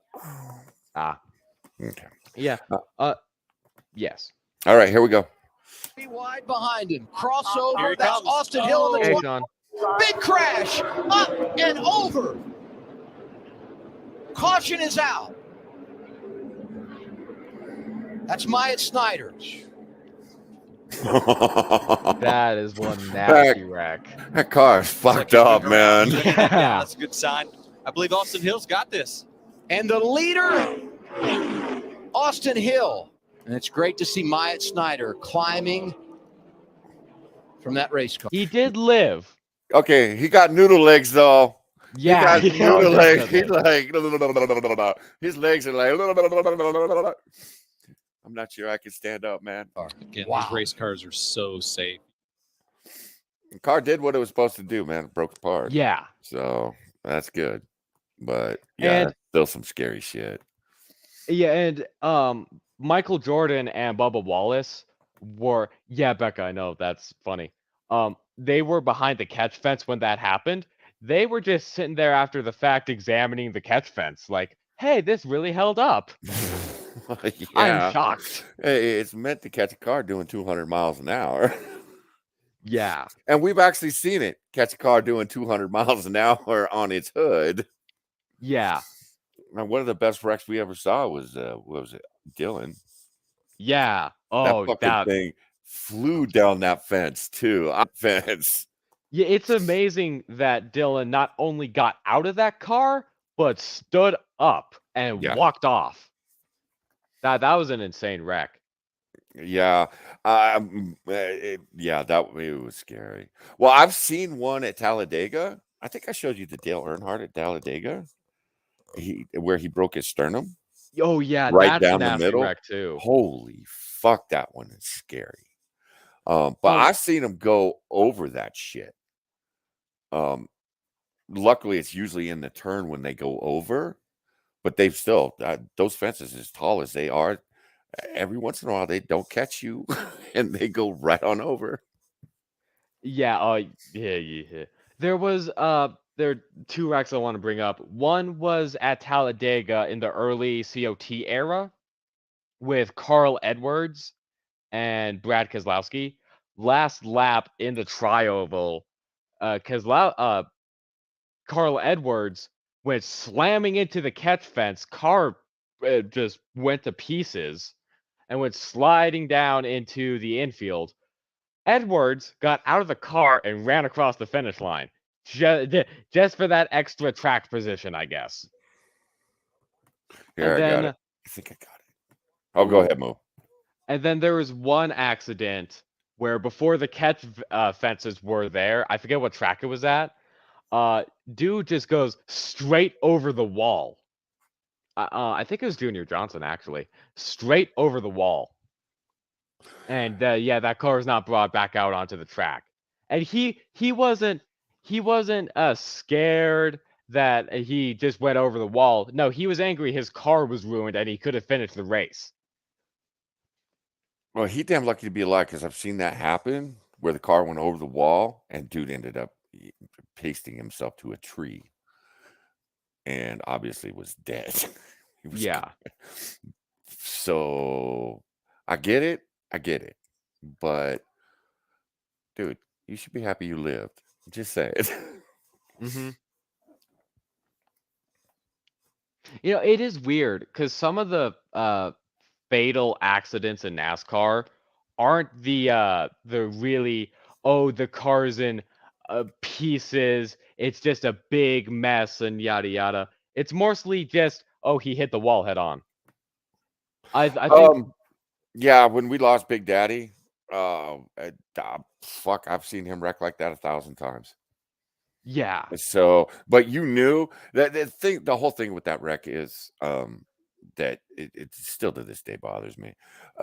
You fucking knew he was dead when the car was still rolling, but you knew he was dead. There was no fucking way. And you know,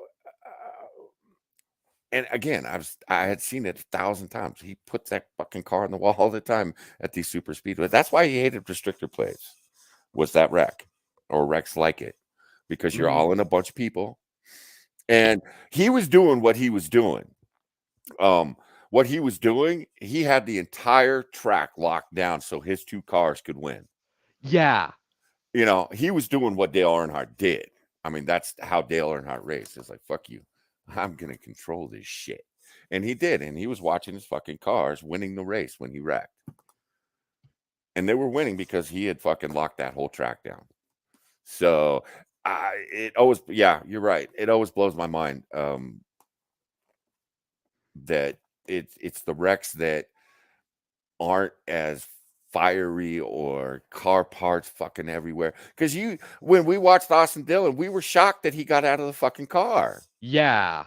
You That know, that was an awful wreck. we were shocked, and as much as we hated the motherfucker at the time, because he had just slapped a 3 on that car too, and that pissed me off because there's no way that motherfucker should have ever been in a 3 car, ever. All right, you could have put someone like Tony Stewart into it. You could have put Dale Earnhardt Jr. into it, because there was talk that Jr. was going to take the 3 for a year.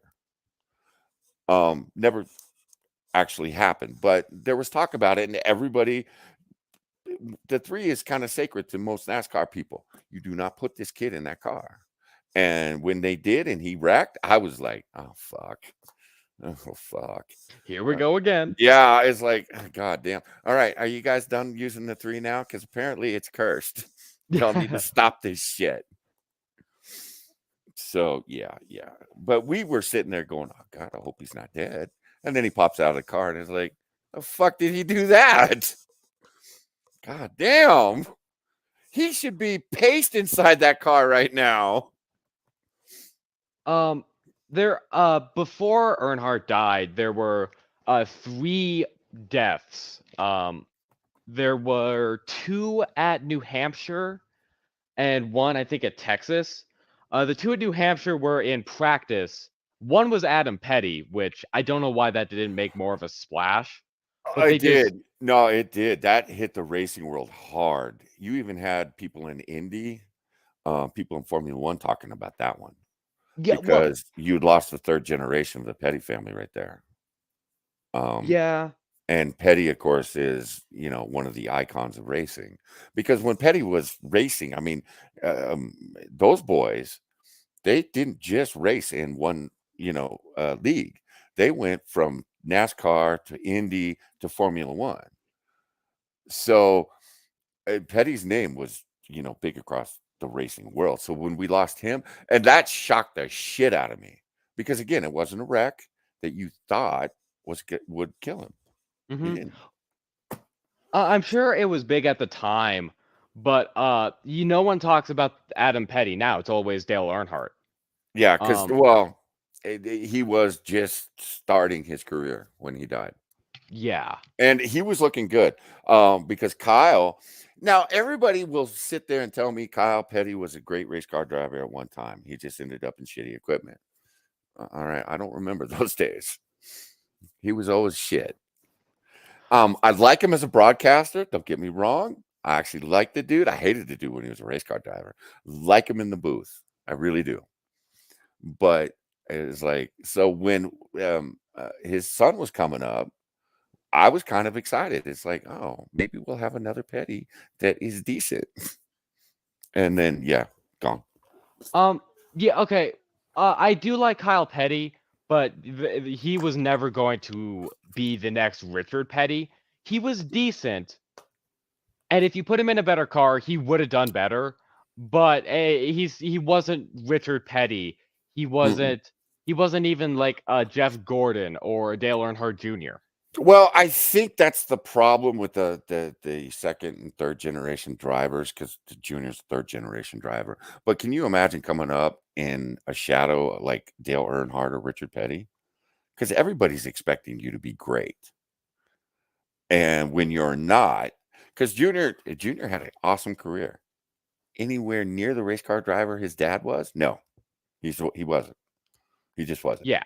But everybody expected him to be the next Dale Earnhardt, and especially after we lost Dale Earnhardt. They were expecting Junior. And I'll be honest, even, a small part of me didn't want to see Junior go through that. But then there was a small part of me going, come on, Junior, wreck that motherfucker. And Junior was always polite about shit. Didn't wreck people the way his dad would. Yeah. You wanted to see that. You did. But coming up in the shadow of those of people like that, fuck. I can't imagine it. There's only one time I've seen Junior wreck someone. And for context, he had just transitioned to Hendrick Motorsports, and he was in his win drought period. He was at Richmond trying to get his win. He was in first up against Kyle Busch. Kyle just spins him, takes him out of the race completely. Well, fast forward, I think it was later that year to Michigan. Kyle Busch is trying to get into the playoffs, and Junior is coming up on him really fast. Junior just hits him. Kyle spins, car is ruined, and that was one of the things that sank Kyle Busch's playoff run for that year. Pear, I do have this exact same flamingo outfit. He wore it on Halloween, Pear. Were Yeah. you dirty lurking, Pear? Hadn't seen Pear in chat, and all of a sudden, bot shows up. Pear Bear. Yeah, I think Pear dealt just with showed it. up and got the bot. Oh, okay. Thank you, Pear. We really do appreciate that. But and thank you guys last night, because obviously playing the game, we couldn't jump out and nail those fuckers. We had a shitload of bots last night. Apparently. You know how many Copper gets? He'll get like one a stream. I think the bots like to pick on smaller channels. Fuck, it blows my mind. Yeah. But anyway, there are 3 deaths before Dale Earnhardt. One was Adam Petty. Adam Petty and another dude, I forget his name, slammed into New Hampshire wall at practice, killed him instantly. And then there was another death that was kind of similar to Earnhardt's. I think it was at Texas in the tri-oval. Dude gets spun, hits the wall head on, dead instantly. I think it was in the trucks. Yeah, I think that's why they changed Texas's configuration, because the race car drivers hated Texas when they first built that, because the turn 4 was almost like a dog leg. And they absolutely hated that shit. And then all of a sudden, and Texas had said, we're never going to change the configuration. And then after, someone dies, they changed the configuration. And I think that's why. There was one out here in Fontana back in the 90s, I think it was. And I can't think of the guy off the top of my head. I can't think of his name. It was an IndyCar. And I think I've shown it you the video. God damn, what was that kid's name? Anyways, he came out, I think it was turn 4, got spun, and his car on its side was flying through the air on its side, and he went into the inner wall head first. His head hit the wall before the car hit the wall. Oh, and you and right down, because I was living in San Bernardino at the time, and I kid you not, within 3 minutes of that accident happening, because I saw it live. And Dan Wheeler. No. Okay. I want to say more, but I don't think that's right. There was no, because Dan Wheeler, he had a crash in Vegas at the Vegas Speedway where his head just hit, I think it was the pole of the catch fence, dead instantly. Yeah. That remember shook hearing about that motorsports. one. No, this one was in Fontana, and like I was saying, I kid you not, 3 minutes, I was watching it live. I could hear the chopper taking off from Loma Linda. I could hear it. And it's like, I don't know why you guys are bringing that fucking helicopter. He's dead. There is no fucking way that guy's alive. No fucking way. And they said he was still breathing when they got him out of the car. I'm not sure I believe it, because his head hit the fucking wall first. And I don't give a shit, 200 miles an hour, your head hits concrete, you're done. You are done. Fuck, what was that kid's name? It was one of the scariest accidents. And I was into kart at the time. Kind of like the kid. He was kind of, he's kind of growing on me. And I forget who he replaced. I absolutely hated the motherfucker. And I hated the car. It was a light blue, baby blue car. Fucking hated the car. But when I saw it, I was like, Jesus Christ, dude. Yeah. And it shook the fucking race world, because it was just, it was live. And it was, Fontana was new. It was not something you wanted to see for racing. It was fuck. Yeah. It was some scary shit. The fuck was that guy's name? You may have to look it up. There are 2 fatal crashes that I've seen that come to mind. where it really just looked like the dude's toast. One was the Dan Whelan crash, obviously. Another one was at Watkins Glen. I forget the dude's name, Greg but Moore. Greg Moore. Yeah. Greg Moore. It was in Okay. 99. Yeah, here. Oh, yeah, fucking Montoya is actually in the race too. Holy shit. I forgot about that. That piece of shit. I fucking hated that guy. Yeah, dude, here. Here you go. Oh boy. Okay, Becca, here's your jelly for you. Yeah. Yeah, here you go, Becca. Pappas now with Vassar working on him. Onto the backstretch. And remember, Fontana is all about the Just gonna put who's up first. That's right, Andretti. draft with the Hanford device. It's like coming up behind a semi at 90 miles an hour and just being pulled right into the back of it. Oh! Oh, an enormous crash. Ooh, jeez. Yeah. Oh, my God. A terrible crash. Yellow comes Yeah. out again. Yeah. Yeah. No. Yeah. Fuck, dude. Fuck. I think they replayed it once and then realized, yeah, he's fucked. Yeah, no. Mm-hmm. There's a crash at Watkins Glen in the big boys in NASCAR. I think it was back in the 90s. Actually, it may have been nationwide. Anyway, dude is going into, I think, the very first turn. His brakes fail. He collects another guy. They both go slamming into the tire wall at very, very high speeds. The guy who got collected walks out of the car just fine. Even he knows something's wrong with the other dude and is trying to get him out of the car. Yeah, he was dead on impact. And they red flagged it for a few hours though, too. Yeah, they if I remember correctly, they red flagged this race too. And then they weren't sure if they were going to go back to racing. I think they did end up finishing the race, but it was just like fuck. Hey, Becca, they're paced inside his racing suit. That's where his organs are. And again, they said that he was still alive when they put him on the helicopter, and I'm like, there's no fucking way. Maybe his body was still alive, but there was nothing left upstairs. Yeah, there's no more brain activity. And one of the announcers of the Watkins Glen crash, after, because they continued the race after they found out he was dead, he was like, no one on this track wants to be out there right now, but they have a job to do, so they're gonna go race. Yeah, when Dale Earnhardt died, there was talk, that came up of, we need to cancel the next race, and it's like, well, shit, because that motherfucker had been out there racing. Yeah. I mean, it is their job. That's what they fucking do.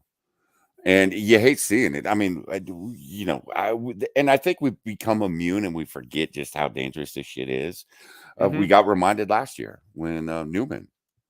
That was a scary wreck. Yeah, I thought for sure he was dead. And the fact that, he woke up, 2 days later? Yeah. But I thought for sure he was dead. And it's shit like that reminds you, this is still a dangerous sport. Doesn't matter how many safety things they put in those fucking cars. It's dangerous. It's still dangerous. Every not just NASCAR driver, every car driver, when they get out on that track, they know there's a chance they won't be getting out of that car. Yeah. It's something that comes with the sport. But they do it anyway because they love it. Yeah. Well, like we were talking today about Junior. Junior, of course, he was out for half the season, and then he came back the next year. I don't think he had the drive anymore. I think he was done. It was like, nope, I came too close that time. Because he was not the same race car driver after that. And once you lose that edge, once you are afraid to be in that car, yeah, it's time to quit. It's time to get out. Be done. You're done, dude. Concussion after concussion after concussion. I think he realized it's time. I need to stop. Yeah. Yeah. And I'm sure his wife had a lot of say in that. Because they started their family right after he got out of the car. So yeah. Once you lose that edge, man, you got to get the fuck out of the car. I've seen too many race car drivers that have lost that edge because they are afraid, and you can tell they're driving afraid. No, get out of the car, dude. Let someone else come in. I watched a couple of the old guys come up. Shit, I can't think of their names now. Fuck, one guy lost sight in his eye, and he still tried to get out there. But he wasn't the same race car driver after that. Ricky Craven, he's another one. He got into a big accident. He wasn't the same race car driver when he came back. And it was kind of scary because at that time we had lost fuck, I can never remember. Dick Trickle. We'd lost him. Yeah. Or not Dick Trickle. God damn it. What the fuck was that guy's name? I was about to say, I thought he was still alive. Yeah, Dick Trickle is. Maybe I just wanted to say Dick Trickle. Fuck, he drove the Hooters car. He actually won the championship. He Kulwicki? died. Yeah, there you go. Kulwicki. Yeah. Oh, I love Kulwicki. Yeah. He died and he still won the championship. That's how far out he was. And then we lost shit. He didn't die in the race car. He died in a helicopter accident. No, I think Kulwicki was the one to die in the helicopter accident. I swear that was one of the other. And his his dad and his grandfather were both big NASCAR names. So when we lost him, we lost a couple of really big names at about the same time. And again, you don't come back from shit like that, man. Yeah, Alan Kulwicki died in an airplane crash. Okay, yeah, and the other kid, he died in a helicopter accident going to, I think it was a racetrack. Yeah, okay. Yeah, because no, that's bugging me because I know that guy. Yeah. And again, he's, I think he was third generation driver too. NASCAR driver killed in helicopter crash. Let's see. Davey Allison. There you go. Yeah. Yeah. He was a hell of a driver too. Oh, He was a yeah. hell of a driver. His whole family, I mean, shit. But and it I have to admit, watching Junior sometimes would scare the shit out of me after we lost his dad, because it was just like, nah, I can't do this again, man. I can't fucking do this. He was still crazy out on the track, especially in that 8. Fuck. That 8 was a monster. Like I was telling you today, his dad built that fucking engine from the ground up to be that monster that it was. He didn't give a shit about the rest of the car. It's like, man, doesn't matter about aerodynamics with this engine. And it didn't. Like I said, he fucking won a fucking race, and it was more tape than it was car. Yeah, well, why do you think I'm using the 8 for my thumbnail? Yeah. Because 1, the paint scheme's awesome. Yeah, and 2, I love he that won the car. Daytona 500 by a country mile in this car. I loved that car. I was so sad that, and I get that Dale Earnhardt's wife, I can't imagine the shit that she had to deal with, because we watched Priscilla Presley. When you lose an icon like that, fuck, your whole life. One, you've lost, well, she lost her husband. Priscilla lost, obviously, Elvis. But you're not just picking up the pieces of your life. You're picking up the pieces of the fans. You are protecting, because that Dale Earnhardt's wife had to fucking go to war because every news organization wanted the autopsy pictures of Earnhardt, and she went to war with Florida to keep that shit private. So I can't imagine what she went through, but what she did to DEI fucking just will always piss me off. Yeah, I get the whole death stuff. I will still hate Teresa forever. Yeah, and and it's my understanding that her and Junior always had kind of a contentious, shall we say, relationship. But he drove for her in the Nationwide. Mm-hmm. So, and I think he respected her. I really do. But she should have turned that fucking race team over to Junior. Oh, yeah, definitely. Because Junior would have. Look what he's doing with the Nationwide right now. I mean, his cars are fucking on top. His dad taught him everything.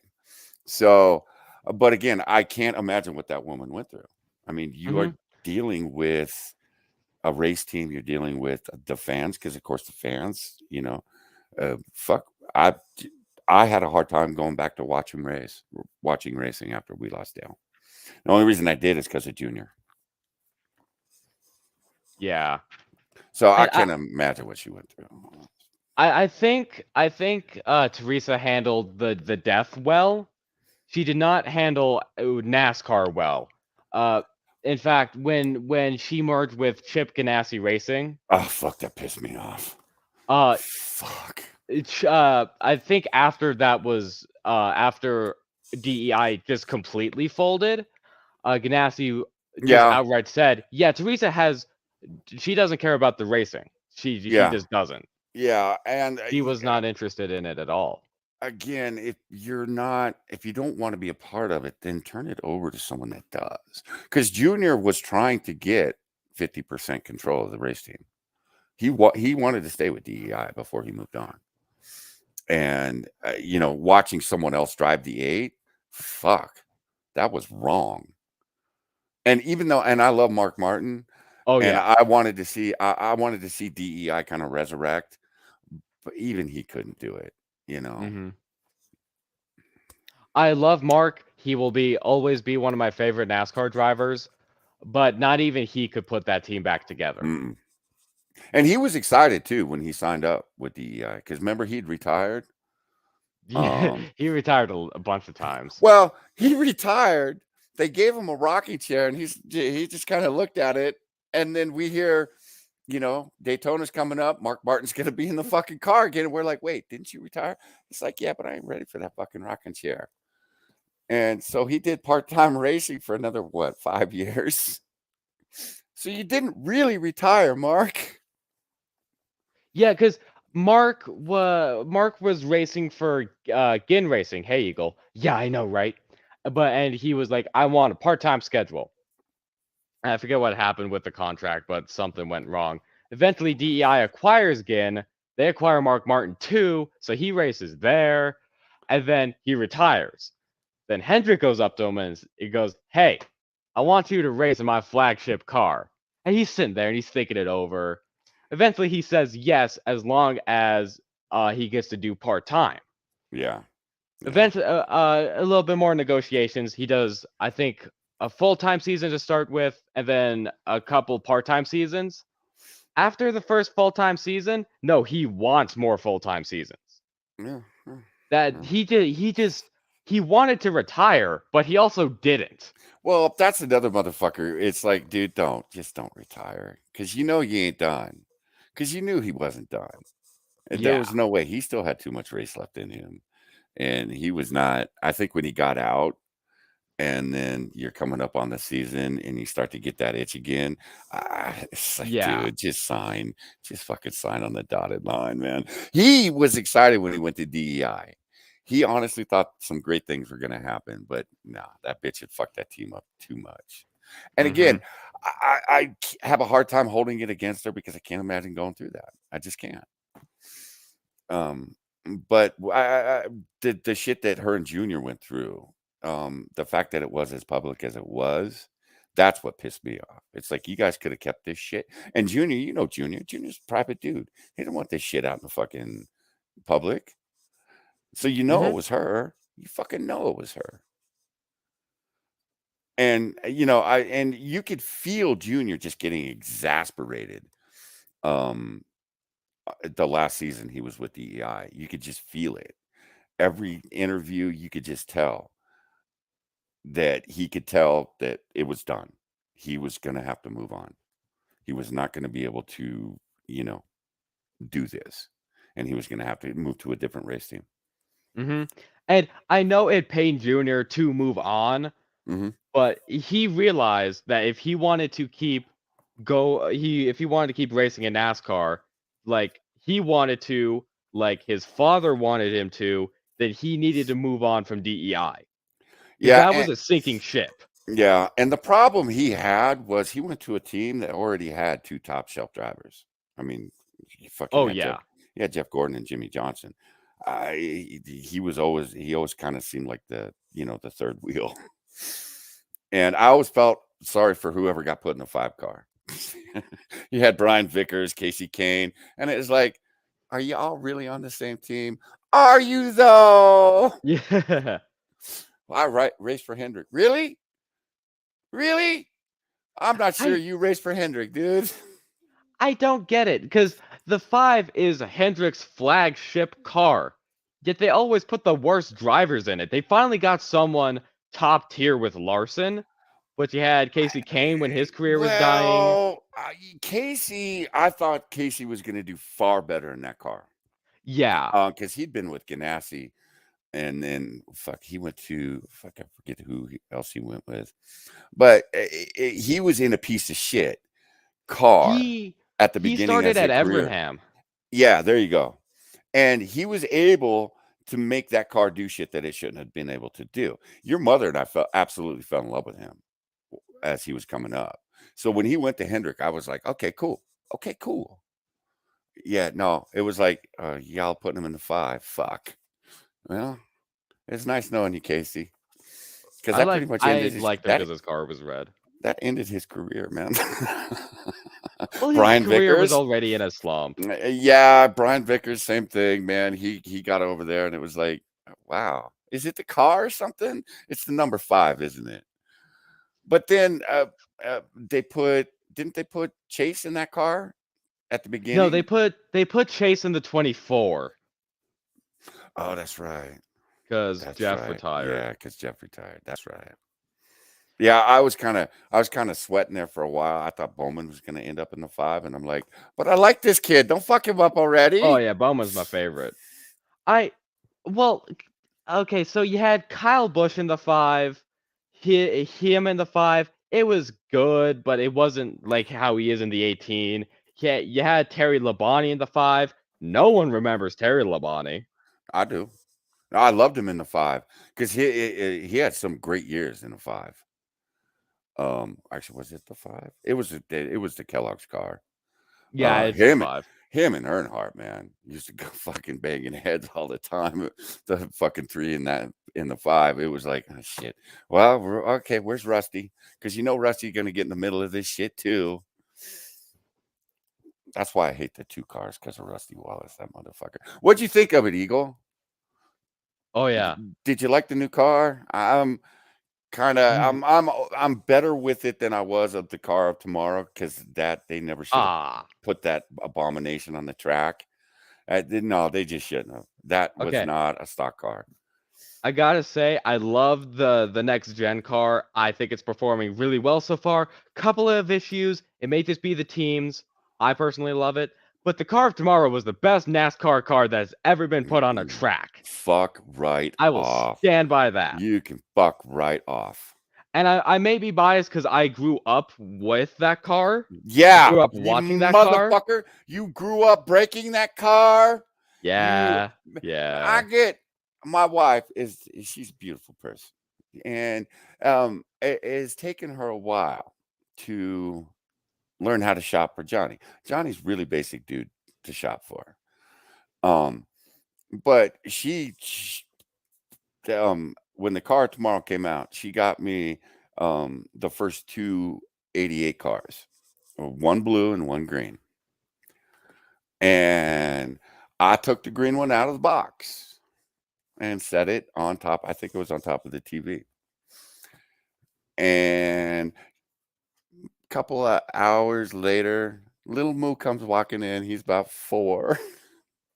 Daddy, can I play with the junior car? Yeah, go for it, boy. Go for it. About an hour later. Have a good night, Shagan. About an hour later, here comes Mama Moo. And I'm like, oh fuck. Okay. No, She got that this look is your on her fault.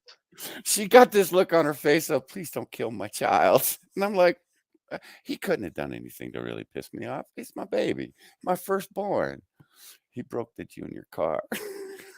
No, that is your fault. You gave a very it was perfect. It was shiny. The wheels moved. The hood and trunk opened up. It was your fault for giving that to a toddler. Fucking thing was in about 3 pieces when I walked out to the living room. And Moo is hiding because he hears me coming and he's like looking for a hiding place. There's my car in pieces on the fucking ground. I'm like, well, it's his now. Fuck. I ain't taking the blue one out. Blue one is still in the fucking box too. Yeah, I'm very happy about that. I do want to see that car because I love the COT. I love the 88. In fact, I have the much cheaper, much less breakable version of that blue 88 that I still keep around. Yeah, I Its learned spoiler's from missing, but I learned from that experience. Our next door neighbor is a huge NASCAR fan, and he had some really. I bought. They did the Dale Earnhardt number 3 paint scheme on all the DE cars. I think it was for Daytona or Talladega. I forget which race it was. I bought them all. Bought the 1, the 8, and the 15, and put them on the top shelf in my closet. Walked next door because the dude next door, he had bought the cheaper versions, and I bought those for him and walked in and handed them to Moo. Moo thought I'd given him a fucking gold bar. I mean, he was that excited about that shit, and I'm like, and he's like, "Daddy, can I play?" Yeah, fuck, have that, man. You can fuck that thing up all day long, and I ain't gonna kill you. You touch mine that are sitting on that fucking shelf in the closet, I'm killing you, boy. I don't give a shit if you're my firstborn. I'm killing you. But I have 4 NASCAR cars that I used to play with all the time. One is the COT Blue 88. One is the COT Black 8. There is the Black New World Order 49 car and the Black 94 Dark Knight Rises McDonald's car, I believe. Oh, And I love them all. Too. Yeah, that was a bitchin' car. Yeah. I'm glad we met. What was his name? Richard. I fucking love that dude because he's like, they do sell cheaper versions, and I'm like, thank God, because the boy is gonna kill me. That's also why I started buying 2 of each car of Junior's cars. It was like, okay, I'm gonna buy one for Mo, and then I'm gonna buy one that can sit and look pretty. Because I know Moo is gonna fuck up whatever I hand to him. Because Moo, and all fairness, that we didn't buy shit to sit and look pretty most of the time with Moo. It was like whatever we bought him, it was like, it's yours. You can fuck it up all day long. But the NASCAR game, it was like, shit, I spent $60 on this. Hey, Jack. Don't fuck up my car, man. Told you I'd be streaming. So, but I started buying 2 of all Junior's victory cars. Every time he'd win a race, I'd get online, buy the car. I started buying 2 of them because of Mo.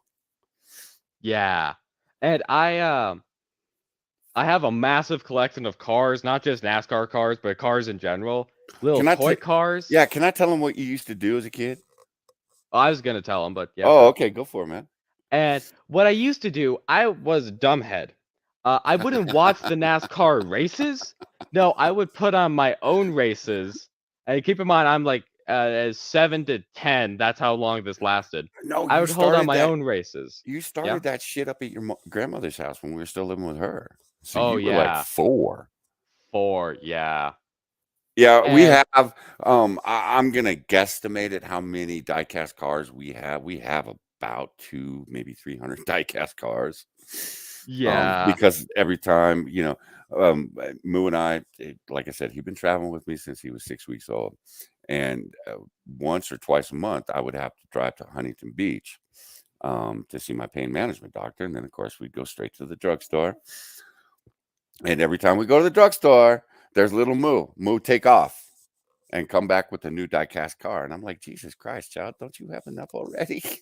Yeah. No, he didn't. Actually, I didn't. No, he didn't.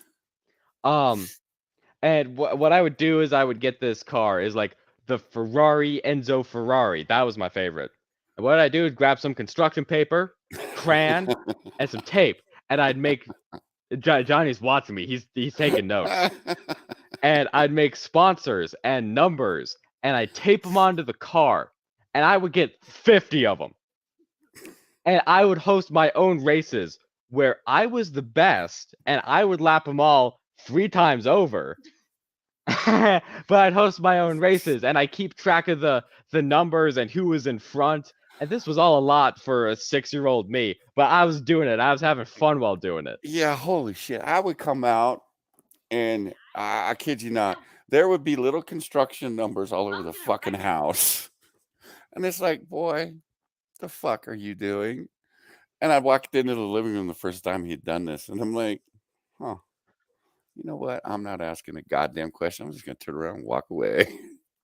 Turn around, walk away. And then because we were living with his grandmother at the time, we would have to pick everything up before grandma would get home. Because grandma was kind of OCD like Becca. She did not want her house fucked up unless it was her grandchild. I didn't realize this. So okay, Moo, you're going to have to put this all away. He would line the cars up in the running order that they were running in. So he knew how to put them back on the track. Yes. And it was like, what the fuck? Oh, And- boy. We need to get you some friends, man. And yeah, and it would get more complicated over time because it started out with just me running the cars in circles. Well, then I started putting numbers on the cars and sponsors and all that, and then I would just start keeping track of the cars properly, and then I would install a pit road, and then I would have multiple turns so it wasn't a circle. I was getting progressively more complex. Yeah, when we moved out to the house in the desert, we went from living with my mother to our own house, 3,200 square feet, and Moo used every fucking square foot he could with those race cars. Man, Yes. they were lined up down the goddamn hallway into the kitchen, back into the fucking living room. Again, I got little fucking construction numbers sticking on the wall, on the windows, and I'm like, how the fuck did they get on the goddamn slider? What the fuck?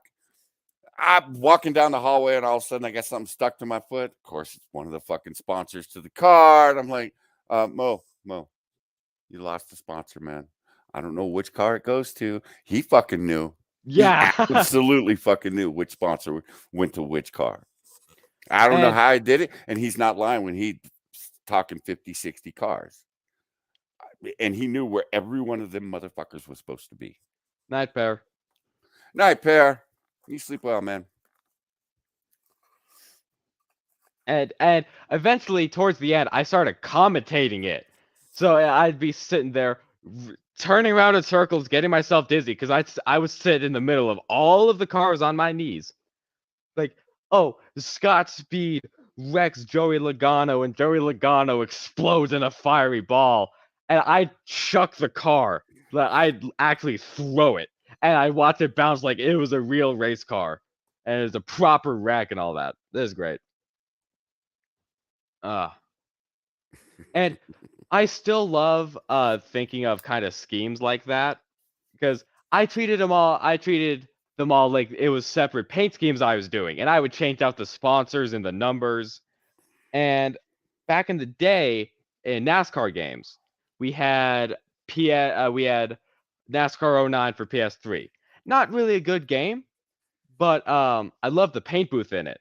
So I would spend most of my time just sitting there making different paint schemes for my car.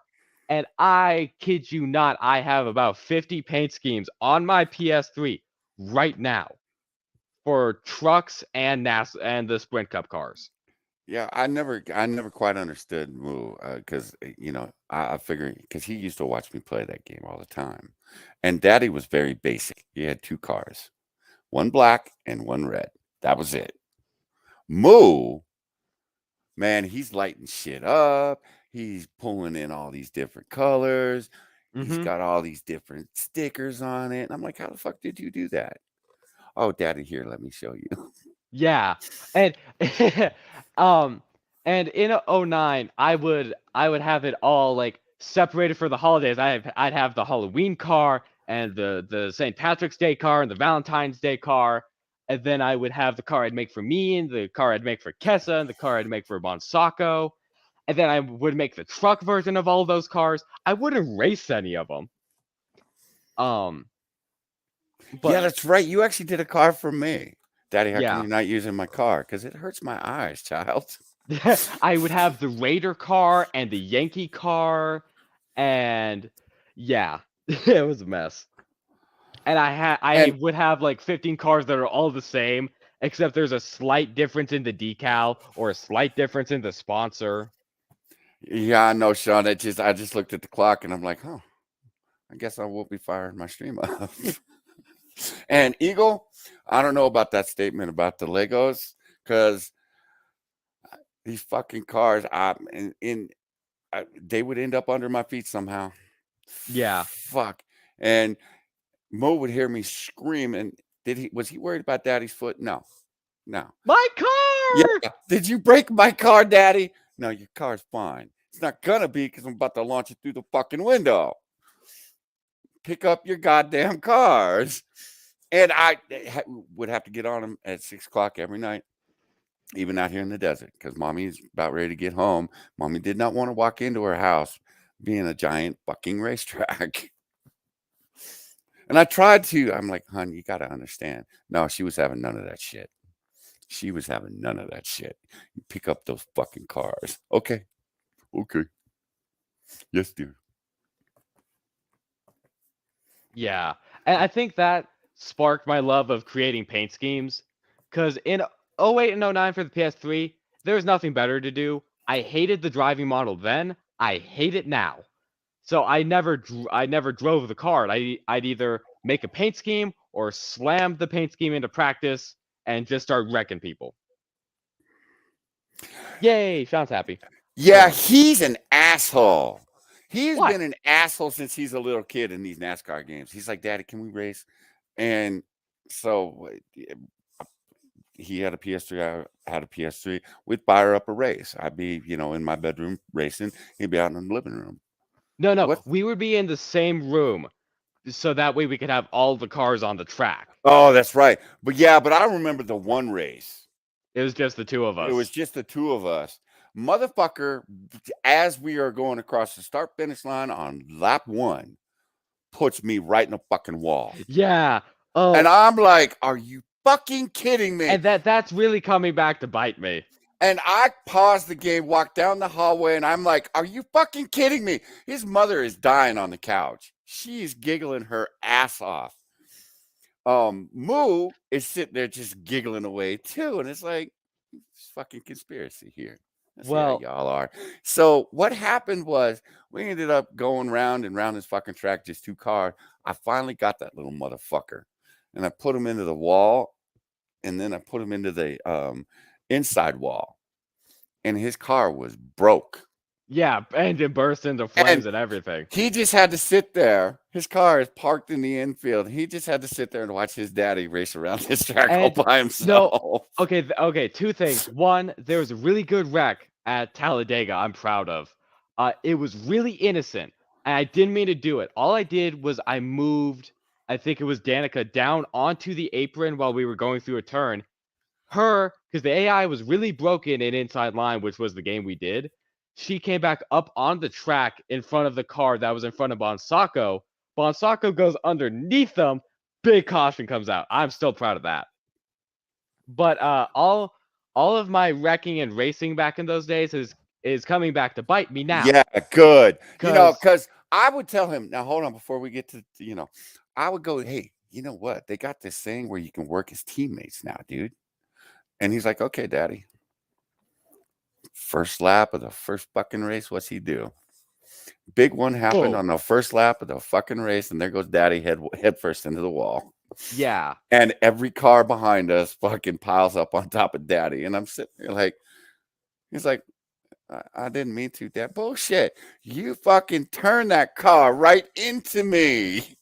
And he's sitting there giggling his ass off as he drives away. And that's coming back to bite me. Because right now, Johnny Aaron and I are playing NASCAR Thunder 2004 on the PS2, which is a really fun game. I recommend it if you can get your hands on it. I am like Bonsacco now. I race seriously. I'm out there to win. I am out there to dominate. And Johnny's just like me. He got a little brother though. Yeah, Johnny's just like me. He won. Oh yeah, Johnny perked up. He's watching me. He likes to cause as many wrecks as he can, and he likes to wreck me specifically. Now that's all fine and dandy, except I have a really good setup, so as long as he qualifies properly, he's getting into second. And I'm always in first, so he's always wrecking me. Yeah, I keep hearing down the hallway, Johnny, why? Why did you blow up my gas tank? Yeah. And I eventually I was very lenient with him. I'd let him do what he wants. Eventually I went, Johnny, if you want to race with me, you're gonna have to follow the rules I followed when I was your age. Which means no is. restarting. If you break your car, that's it. You're done for the race. Yeah.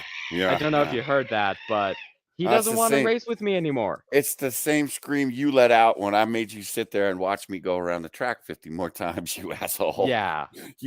Karma is And- absolutely biting you in the ass for that. And no, because it pains me just watching him race. Because I know he can be good. And with the setup I've made for that car, thank you, Jack. I will check that in a minute. With the setup I've made for that car, it is made to dominate. It is made to absolutely rule the track. I posted a picture in the Discord. I won a race without a single caution on a super speedway without restrictor plates. I lapped the entire field. These setups are made to rule the tracks. And he'll be sitting there causing cautions and driving it into the wall, and him just breaking the car breaks me inside. It's very much karma, but doesn't make it feel good. James, are you still in the chat? See, James has been over in my chat. James, there's a logical reason. There's a reason that I named it No More Pink Ponies, but I, for the life of me, cannot tell you why. Oh yeah, James is here. Other than being just completely fucked last night. Okay, here. I will shut the stream down now. I do have more to say, but I will shut the stream. No, let me finish. I will shut the stream down now if Becca still wants to go do the rec room with Bonsako. Oh, Becca will do anything. Becca, do you still want to do the rec room? Becca needs to stream, man. We need to get her back on because when she shows up on my stream, fuck. Holy fuck. Johnny just sits back. It's like, fuck, Becca's here. I don't need to do a goddamn thing. You make a meme. She is going to fire this shit up. Ramen, do you remember why I said no more pink ponies? I don't remember. Oh, our DJ last night. Was it something? It probably had something to do with our DJ. He had dancers. He had 2 chicks dancing. Yeah, I was like, what the fuck, dude? Where's Jenny?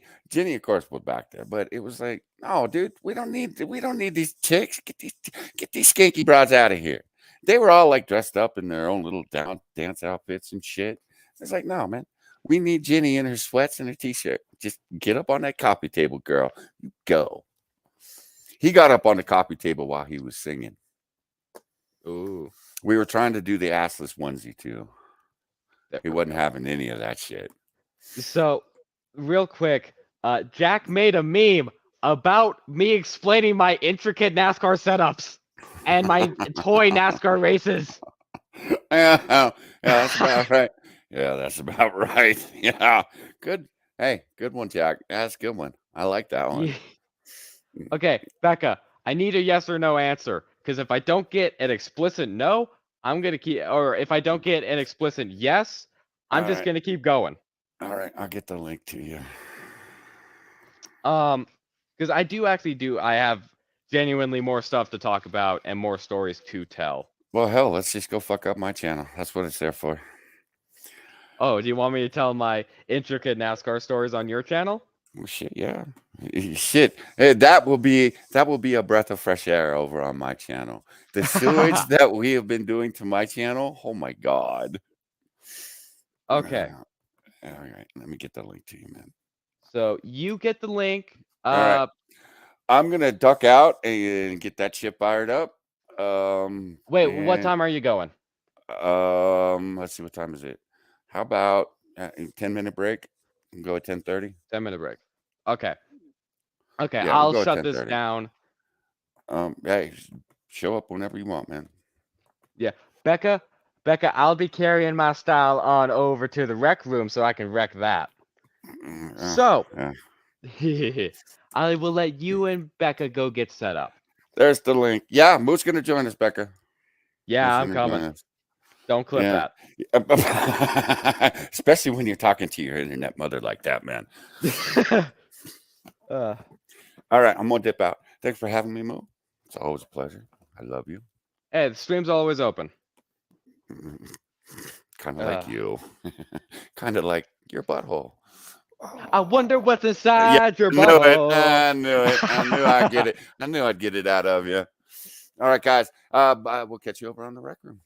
Alrighty. We'll be there in 10 minutes. So, thank you all in chat for coming. Thank you to Bonsako for stopping by.